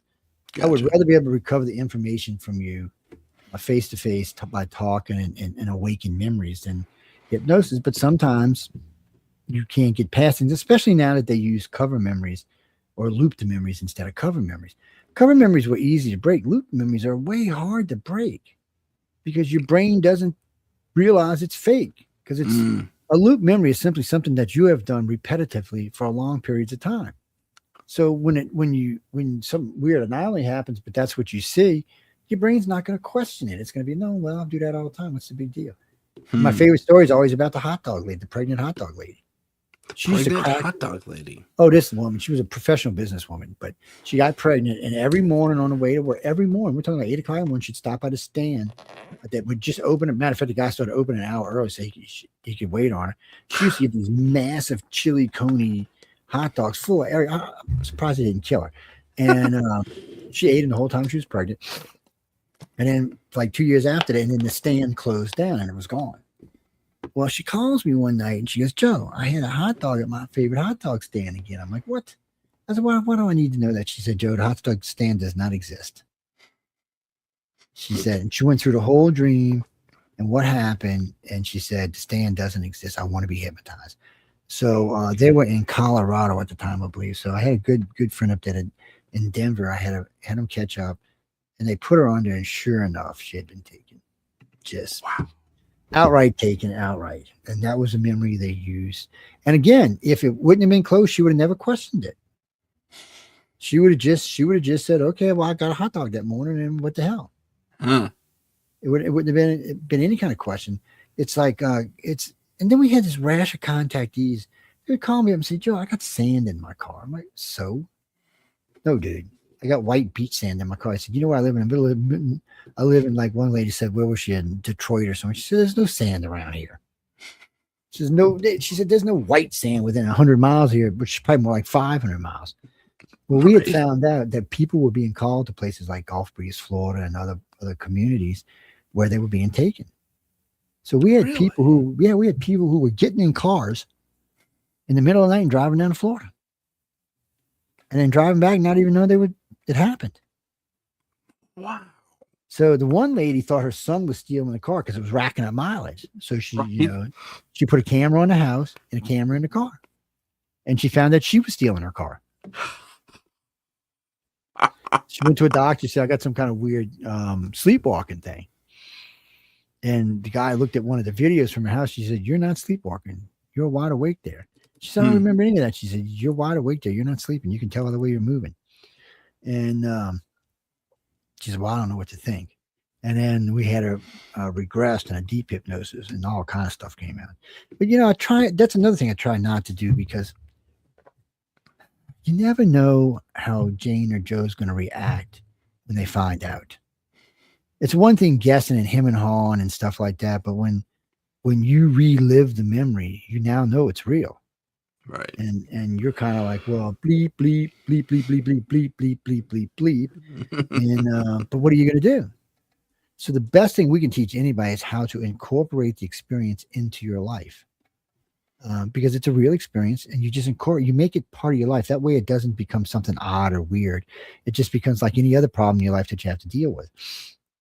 And since not all contact is a bad thing, which even the bad ones usually stop in their late 20s and move on to some other contact, it's only dealt with. And in all fairness, we don't hear as much of the experiments we used to hear from the 60s, 70s, and early 80s. I don't think they're through with their project by any means, but they seem to, in some family lines, they don't seem to need to do certain experiments anymore. And then all of England is a control study because they still have this certain type of abduction over there that doesn't exist in the rest of the world anymore. It's like it's a control group of some kind. No kidding. And so a good friend of mine got mad at me. She called me one day. I can't believe you. I said, I'm not using you as a control study. How do you think I have any control over this? You shouldn't have told us. I'm like, come on. I'm still waiting to see that movie Rendlesham. Everybody told me it was good. There seemed to be some kind of controversy with the stars and the director. It took like 5 years to get out. Huh. I was in it. I don't know if I'm still in it because I'm the one who did the original voice stress on Larry Warren.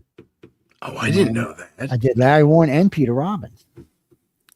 Oh, that's crazy. So Peter and I used to be pretty close. He had all the original tapes from East at Leftgate or Left at Eastgate. And the book that him and wrote together, Larry wrote together. So he had all the original tapes of him like walking through the forest, talking about what went on here and what went on there.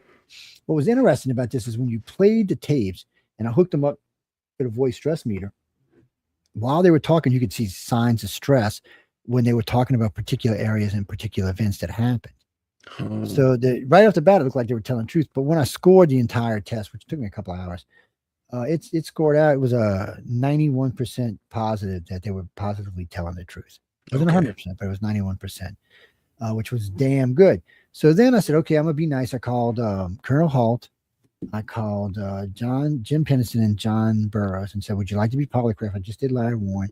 Let me help y'all out to give you more authenticity to your case. All three refused. Okay. And then a couple of days later, Pennison and Burroughs came out with that everything was time traveling and that they were time travelers. The aliens? No, them two. John. Yeah. And I was like, oh, okay, Joe, don't be mean, Joe, don't be mean.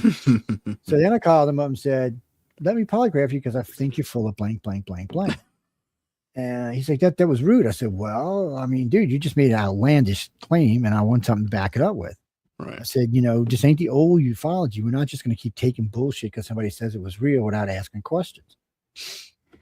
I said, I want to know that it was real and not something that was in your head. And maybe you out doing, maybe you did some acid one night, did some ecstasy or something. I don't know. It's and people get mad because we're hard on people who drink and stuff like that when they give in reports. We'll take the report, but we always got to take it with a grain of sand because you don't know how loaded a person was. Right. And then sometimes because people do drugs and alcohol, it allows those dreams to come out in their subconscious. Yeah. Which is another reason for them to do more drugs and more alcohol. Yep. A good friend of mine, she used to tell me all the time, she's like, Joe, every time I have these experiences, I'll go eat some pain pills and just zing out. I said, stop it. You're going to be addicted. You're going to end up dead. She almost OD'd. So she finally quit it. I said, just call somebody. I said, you have so many of our directors' phone numbers. Just call them and talk to them. I said, you're in town with 3 directors. I said, they'll come out and see you. Or you go have lunch with them. I said, you don't need the drugs to hide it. Just talk about it. Yeah. Now she's writing a book. We'll see what happens. But she's been off the alcohol and drugs now for about 5 years. So that's good. And it happens. And a lot of people, think about it. People hide in the bottle all the time for lots of small reasons. That's true. Being abducted by extraterrestrials is not a small thing. Yeah, I could see that.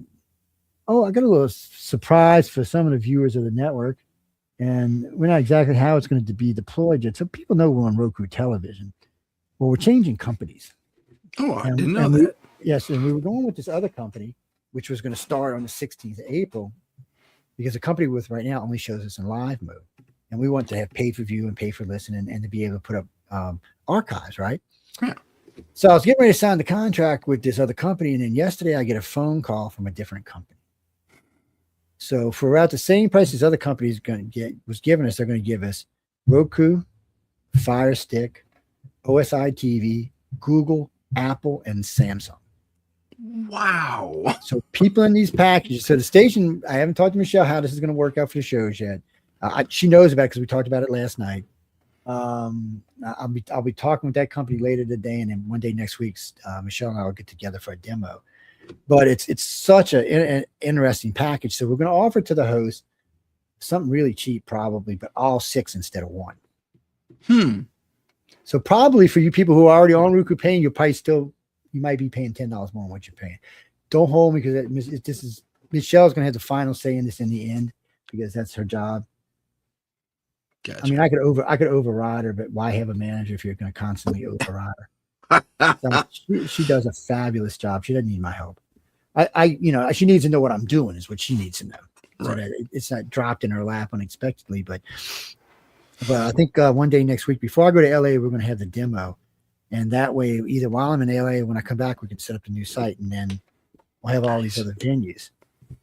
Well, people, a lot of people, there's 180 million people on Roku, about 160 million on Fire Stick. There's probably 80 or 90 million on both of the Samsung and the Apple.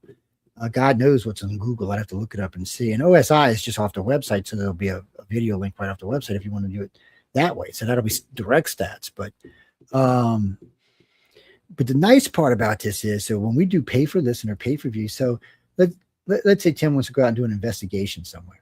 Now Tim's going to have a couple of options. He can do the investigation live on television while he's where he's at, because we have the equipment to do that now. And it doesn't take, it's not all sophisticated like it used to be. You can do it off a cell phone if you want. Sure. It's easier off a pad because you get a better picture, but you can do it off the cell phone. And so anyway they go, they'll have the ability to be live. So we can charge for the live view, and then we can put it in the archive as a paid member archive. And because when people do things like this, ladies and gentlemen, it costs money. You know, hotels, airplanes, car, whatever, it costs money. When you do something locally, it's one thing. But when you're doing, you know, like the boys want to go to Gettysburg, Jay and Sean wants to go. So you come with us. We're good. The four of us are just going to go. I told him wait till my next DC trip and we'll all get together and we'll do a live from Gettysburg. Nice. Yeah. Bring out some equipment with us and have some fun. I like it. What do you mean? What Stacy? What do you mean ghost button equipment? I have ghost button. I don't use it for that. I use I got a thermal thing, but I use it for checking air conditioning, refrigerator temperatures. But you can use it for anything. Oh, sure. It shows, and we got all kind of EMP meters and stuff for other things. None of this. We have all the equipment that Ghost Hunters use. We just don't use it for that. We use it for something else. But it's a contractor, people, and everything that Ghostbusters use, with the exception of whatever that stupid box is, which I'm skippy on that box. No, people, I go back and forth in that box. I don't know. Sometimes I'm like, wow. And sometimes I'm like, really? I don't even know what to think about it. It's because sometimes they get some really good stuff off of it. Yeah, they do. Yeah. And sometimes you're like, okay, somebody's blanking me around here. Yeah. Well, that's the problem. You got to have reputable researchers to know who's what. But those boxes are cool. And then this network, somewhere on one of these computers, has got to be like 1,000 EVPs. So paranormal shows, especially, they'll be doing shows. And if they start doing EVPs, all of a sudden, their next couple of shows will have EVPs in them. Sometimes they hear them on air, sometimes they don't. Sometimes you'll get a report from somebody who's listening to the archive, and they'll send you the section. What is this? What is this? Yeah. And you're listening to it. And then I forgot who it was. One of them was talking. One of our hosts was trying to call something, and you hear it in the background. So, you stupid blonde, that's not how you do it. That clear. And Kim looks at me. She says, "But I'm not even blonde." I said, "You look pretty blonde to me." I'm like, I don't know what to tell you, my friend. And then Stephanie Benetti, who used to host on network, God rest in peace. She passed away not too long ago, but she was a host with me, and she was a manager of the network for about 8 years. When she was with her boyfriend in New York, they were both out of New York. They lived he lived in Manhattan, she lived in Staten Island, and they were constantly getting EVPs. It was an ongoing thing. There were several shows on it that were constantly. It was a pain in the ass sometimes. And then I get so many of them, and then we have all these people who come on with EVPs. Literally, we have thousands of them. And like I said, some of them are really good. So I ought to make a damn compilation of them. But that's a good idea. Some of them are really good. Some of them not so good. And sometimes I hear people, you'll hear an EVP, and you're like, but then you'll hear somebody say what it is, and then your brain automatically wants to go, that's what it is. Right. But that's not always what it is, people. So think about it. Work it out. What do you mean? What are EVPs? EVPs can be a lot of things. Is it ghosts he's talking to you? I don't know. But I know when I was a kid and we used to listen to AM radio, you would get lots of feedback of people talking, things going through the air. Those were not technically EVPs. Those were real voices traveling, disjointed somehow or another through the airwaves. But it was a person somewhere talking. Yeah. It stands for electronic voice phenomenon. It's supposed to be when ghost voices are caught on tape or digital playback, but it's a phenomenon based on that doing the ghost hunting, doing the EVP sessions is actually what they call them now. Yeah, that's what they call them, EVP sessions. It's it's like the guys who provoke. I was with a crew one night and they provoking, and we were down on the bayou. I said, y'all gonna keep around until Marie comes out here and turns you into something.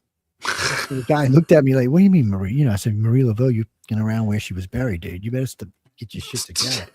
And no, you lying. Just said, no, I'm not. And they all got all scared and shit. Actually, if I'm gonna tell you a little secret, ladies and gentlemen, if you come down to New Orleans and you want to go put an X on Marie Laveau, most people go to Cemetery 1 or Cemetery 2, and they say she's buried in one of them, but she's not. I met her grandson, Alistair Colley's, I think it was his great grandson, introduced me to her great grandson. Hmm. And so the three of us were sitting in a club in New Orleans drinking, drunk as cooters, man. And he said, "Do you want to see where my great grandmother's buried?" And my boy looks over at him. He says, "Well, I want to." Yeah. I'm like, "Well, let's go." He said, "Well, you got a boat trust?" I said, "We need a boat." He's like, "Yes, I got a boat." So we went and got the boat. And we went to the Honey Island Swamp. And we rode back in the swamp like 14 miles deep in the swamp. Tied off the boat, threw out a pirogue, which is basically a flat bottom canoe, paddled the rest of the way there. And there's this beautiful house in the middle of nowhere, yard, very well kept, house, very well kept. You can clearly see her grave. Actually, was more than one person buried back there. It was like a family plot, is what it was. Okay, gotcha. I was sworn by secrecy, and on the grave, there's a little thing on top of the grave that reads, "If you tell the location of this cemetery, you will be joining us here."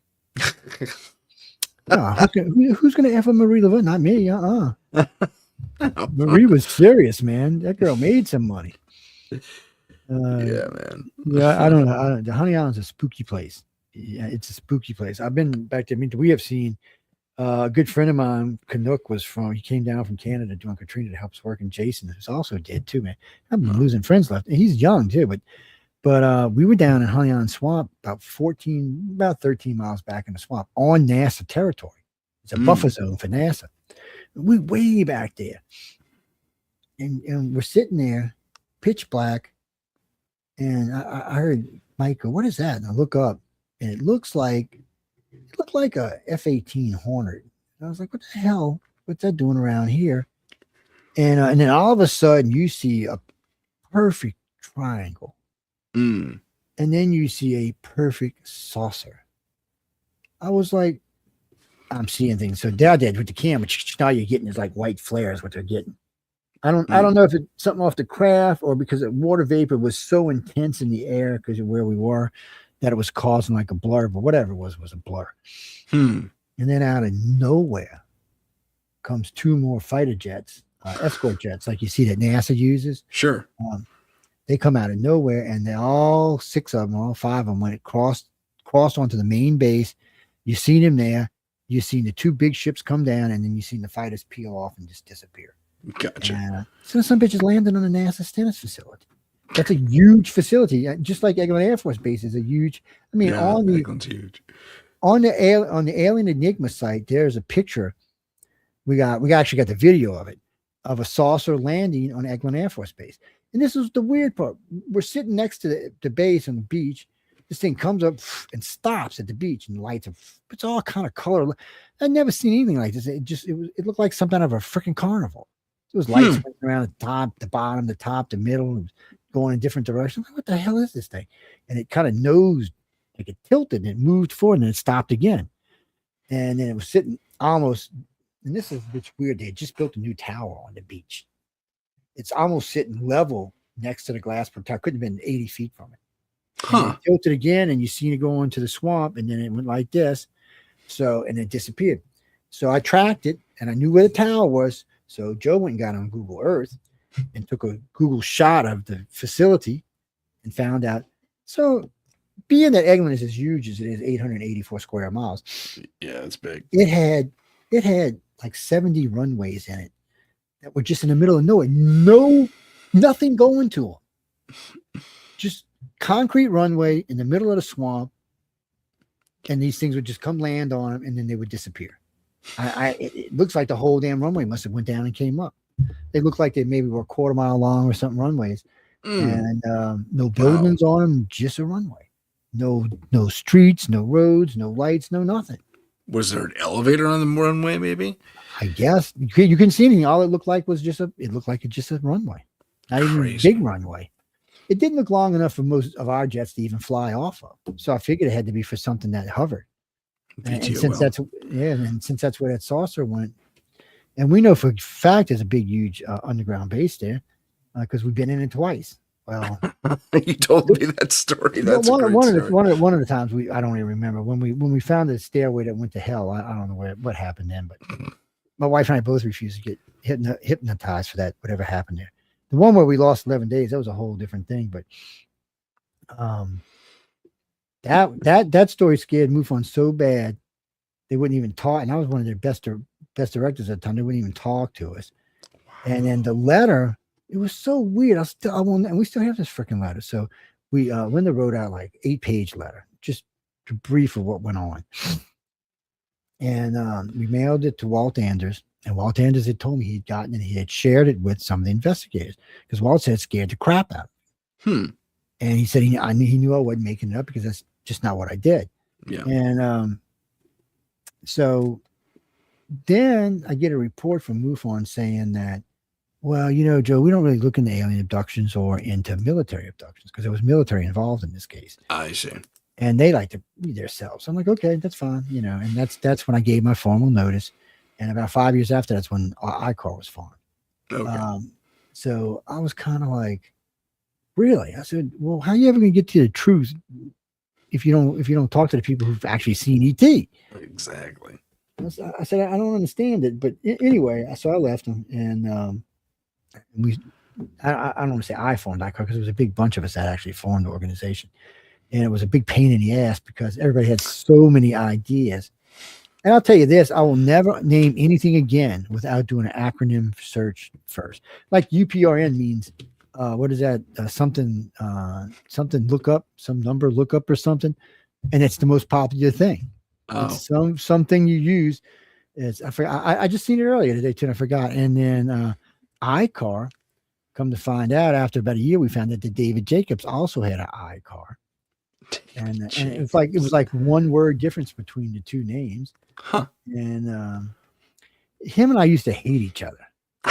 And we were in Laughlin, Nevada, and him and Bud Hopkins were sitting next to each other signing autographs from books. And I walked in, I walked to Bud, and I started talking to him. And Bud said, I remember listening to you on the radio the other day, and we got to talking. So then we got to talking about alien abductions. Of course, David had to jump in with his, everything wants to eat us and kill us bullshit. So we get into, the three of us, we're into a heated debate, right? I look up and I noticed the crowd wasn't moving anymore. There was nobody getting behind me. I'm looking around. So from the doors all the way around, all the tables to us was just stopped. And it was silent in the place. I mean, it was noisy as hell. They had just stopped to listen to this conversation. And Bud looked at me like, is everybody quiet? I said, they're listening to us, Bud. And David's like, no way. I'm like, yeah, they're listening to this conversation. Because we were having, this was a serious conversation we were having. Yeah. And at that time, that was the top 3 researchers in the abduction field was standing right there together. So which is a rare thing to start off with. Right. It was, but and then I remember I can't remember her name. That lady running the conference in Laughlin came up. She said, do you mind if I have my audience back now? She said people were leaving the room to come over here because people were telling them, y'all got to come hear this conversation. Crazy. Crazy. That's awesome. But David always has thought the Greys were here. The reptilians were here to eat us or something. I used to tell him all the time, I said, we're too high in cholesterol. Reppy's like low cholesterol food. That's why they eat fish and stuff, too. He was like, you're being an ass. I'm no, really, dude. I said, they don't want to eat us. We probably taste funny to them. I said, they already think humans smell funny to start off with. So, well, isn't that the opposite too? Don't they smell like ammonia to us? Well, according to the Greys, they don't smell like anything. The Greys have no smell. The reptilians, it's weird because the women tell me they have this musky smell to them. The men tell me the female ones have this musky smell to them. The problem what it is so when you first start smelling, you're kind of like making these faces and stuff. But everybody will tell you after about 15 or 20 minutes of it, you start to convert to where it's becoming sexy. Oh, it's a pheromone. So I was kind of like, ooh, what? And it took me a long time to deal with these people having sex with aliens because I was always like, y'all are so full of you know what. and I did. And I was hard on them. So I finally said, okay, we're going to put this to an end. I got like 20 of them. I said, I'm going to pay for you to come down here, put you in a hotel room. I'm going to hypnotize all of y'all. And we're going to get to the bottom of it. And sure enough, we got to the bottom of it. And it was what they were telling me. And I was still stunned. And, but then we learned with the reptilians, if you forcefully say no, I don't mean scream at them with your voice, but in your brain forcefully say no, they'll stop. They consider us family, but their hierarchy is different than ours. So if they're an alpha male, alpha female, any side, anybody in your pack, which could be literally millions of people, you have the right to have sex with anytime you want to, unquestioned. It's just part of how they do it.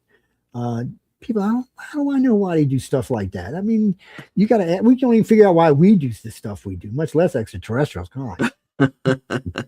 But it just seems to be that way. And I've known several women that have fallen in love with them. And well, because they also have the ability, I don't like call it shape shifting, but somehow they have the ability for anybody that are seeing them, they look like this really beautiful human, so much so that the beauty, it just pulls you to it. But it's not real. And my French ambassador got so mad at me because she was having this affair with one of them, and they would go on flight trips. I'm like, how the hell is some 9-foot, 900-pound reptilian getting into an airline seat? It just would not register in my head. Right. She goes, well, we always flew first class. I said, even those seats aren't that, but maybe you could have fit in first class. That's a weight differential too. That's what I'm thinking, man. Plane gonna be wanting to do this. Oh, God, don't put him on a wing, people. Flip us over. Snap it right off. It's kind of, well, that's some things that people don't know, like the A-10 Warthog. The reason it keeps its bullets, its empty shells, is if it lets them go out, the plane will flip over. It throws the balance off. They have to keep that weight in there to keep their plane flying straight. Right. So you learn things like that. Kind of useless information, basically. Yeah. Still, it's fun. It's just one of the things. But when you get back to these aliens and these reptilians, it's just, and there've been lots of women. There've been men too, that talk about this. Now, I'm thinking the whole time, I mean, these are big reptilians. I mean, is everything going to be big? I mean, they're big. I mean, I'm like ladies. I mean, Jesus. But then when the men talked about it, they said it was just the same, way we would do it. She said, but there was this is probably not PG rated, what I'm about to say. Quick, switch us over to private. Just cringe for a second, but this is a direct description of several males have given me. So they said that the girl would sit down top and you do the normal thing, and then this tube would come out and go straight down the middle of what. And so I said, well, that has to be painful, come on. But the guys didn't say that it was. Interesting. And if it was in a different conversation, like I'll bring in one of the other shows, we can talk about this one. I don't want to, we might offend some people, but it's everything I'm telling you is true. This is all reported. This comes directly from contactees. And remember this, ICAR never releases a piece of data unless at least 400 people or more have given us data. That's a decent control too. That's good. Well, it keeps us out of trouble. Yeah. Well, mostly out of trouble. Mostly, yeah. I get in trouble just sitting still sometimes, but still, we have all this information, and it's like talking with Congress, and you're giving them all this information, and they're freaking out because they have no idea that this is going on. They don't even want to believe this is going on. And I've told everybody about that admiral who said, "I really blanket hate you now because now I have to take this serious." Right. So as far as he was good, this guy, this was 3-star admiral. Might have been going on 4 when he was talking. And he just admitted that they had knew nothing about extraterrestrials and did not want to know anything about extraterrestrials. Golly. He said, I have kids, I have grandkids, I have great grandkids, and I even have a great great grandchild on the way. He said, I did not want to have to think about this. And then he stopped and he said, well, how hostile they are. I said, they're not really hostile yet. I said, they haven't been anyway. I said, if you judge them by their actions, they're no good SOBs because they like to snatch us, do things to us, and then drop us back. I said, but in most cases, they don't let you remember. I said, so really, is it that horrible if you can't remember what happened to you? Yeah. That's it. Unfortunately, I said some abductees, because their brains are curious, it starts manifesting in dreams. And as it manifests in dreams, your active memory starts to take over. You start remembering stuff. And then it starts showing up in your dreams. And then after a while, the whole scenario comes out and then you have to confront it or bury it. You don't really have any choices. Best thing is to confront it. Because remember this, ladies and gentlemen, all real all real contactees are empathic. A lot of them are telepathic, but they're all empathic. Yeah. So think of it this way. It's a gift. Learn how to use it. I love that. Yeah. So one of the things you'll find about abductees, is there, they most of the time they know who's on the telephone, they know who's knocking at the front door, they know it's just random stuff. They'll tell you stuff before the news tells you because they already know about it. Yeah. It's a gift. And I tell people all the time, learn how to use it because I did. I won't even lie about this. I have used empathic abilities to finish deals out and to get more money because I could sense what the person was feeling. Yeah. Just perfect example. I wrote a contract just to irritate one of my partners one time. So I made the contract triple what I would normally charge for the job. And he said, there's no way he's going to go for it. So I handed him the thing and I could feel him kind of, I said, if you want to do it like that, I said, well, I'll throw this, and this in for you and we can do it. He said, cool. My partner looked at me, he said, you just tripled out the price of this job. He said, I thought you were going to cost us a customer. I said, no. I said, because something about rich people that's funny. People always say, well, they're cheap. Well, some rich people are cheap, but most rich people, if you make a price too low, they will not use you. It's true. That's true. That was a hard lesson for me to learn when I was young. Because I was underpricing myself. And customers were like, I had one guy tell me one time, he said, Joe, there's no way you can do this job. I said, I just did a job like this. He said, there's no way. He said, I'll tell you what, I'll take it. And he said, if you do it on complete, I'll double the pay. Not only did we do it on time, we finished 4 days early. Nice. It's like, I don't understand. I said, I don't have to be as greedy. I don't have to overhead that everybody else does. I'm not keeping a warehouse full of people and a warehouse full of stuff. I get what we need. And if we needed things like JLGs, we just rent them. Matter of fact, we rented a JLD for a UFO investigation. Oh, no kidding. Well, they had this place where it was a levee and some trees, and people kept talking about these saucers that were coming out the water, and these big gold balls were dripping off of them. The only time I had personally seen that was in Gulf Breeze, Florida. That's when that 11-day thing happened. We were in Gulf Breeze. On the first night, we went out, the mayor and the police chief out with what was that one Riker was on?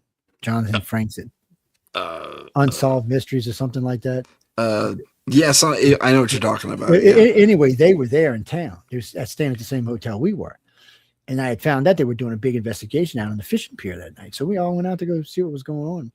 I don't know, there's 500, 600, 700 people out there, along with a lot of local people and news media and stuff like that. And I'm sitting there talking, and I look back behind me to the back bay, and I see this like underwater, this pulsing green light looking thing. I'm like, oh shit. So I tapped this guy. I said, you see that? Put your camera. He's videotaping. I'm flashing. By the way, nothing showed up. Of course. So we watched this thing as it cruised up to the fishing pier. We went underneath the fishing pier.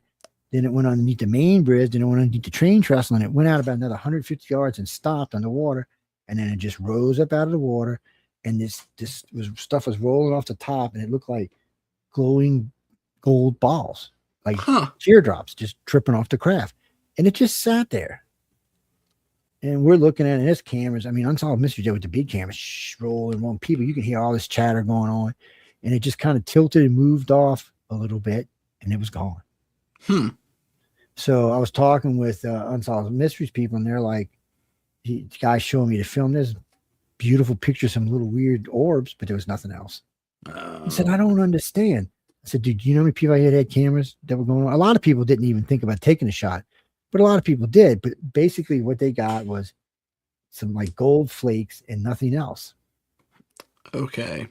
So, I'm pretty sure that these ships give off something that keeps you from taking pictures, because the only real good, clear picture I ever got of a UFO, a friend sent me from somewhere down in Mexico, was over a desert. And it was out about a half a mile and maybe a mile. And the guy had a zoom, and he got a good shot of it. So you can see the saucer, and it's a big ass saucer. And you can see this, whatever energy field was underneath it was hitting the dirt, and the dirt was rising and lowering between it and the bottom of the saucer. So you could actually see all of that. And the cushion, so it was a good picture. But as it got a little bit closer, it just blurred out. So there's some kind of, they give off some kind of feel that keeps you from getting a good shot. Yeah, some sort of interference. Yeah. So, and somebody asked me if they do it on purpose. No, I don't know. More than likely, it's something built into the ship, some type of energy field built in. But could be. That's why nobody ever gets a good shot. And that's why if you're ever standing on one and you're wearing a digital watch or something, or a regular watch, it'll start running backwards. It'll burn out a regular digital watch. It'll burn it out. it'll do all kind of weird number things. It'll flash, and then it'll never work again. Gotcha. Joe, I hate to cut you off. We are 4 minutes over our time. Thank you so much for being on the show. It's always a blast having you on. No, I always enjoy doing radio. You know that. It's always fun talking about UFO stuff too. Yeah, it's people good watch the Artemis mission. Give these astronauts some thumbs up or something. Yeah, give them some love for sure. They're risking their butts out there. And I want to say a big thank you to all of those watching and listening. My name's Tim Sedano. This has been Paranormal Insight. That's Joe Montaldo, and that's all we have for you today. Have a great rest of the week. If you have a paranormal experience that you would like to discuss on the show, please email us at paranormal.insight.podcast@gmail.com. That's paranormal.insight.podcast@gmail.com.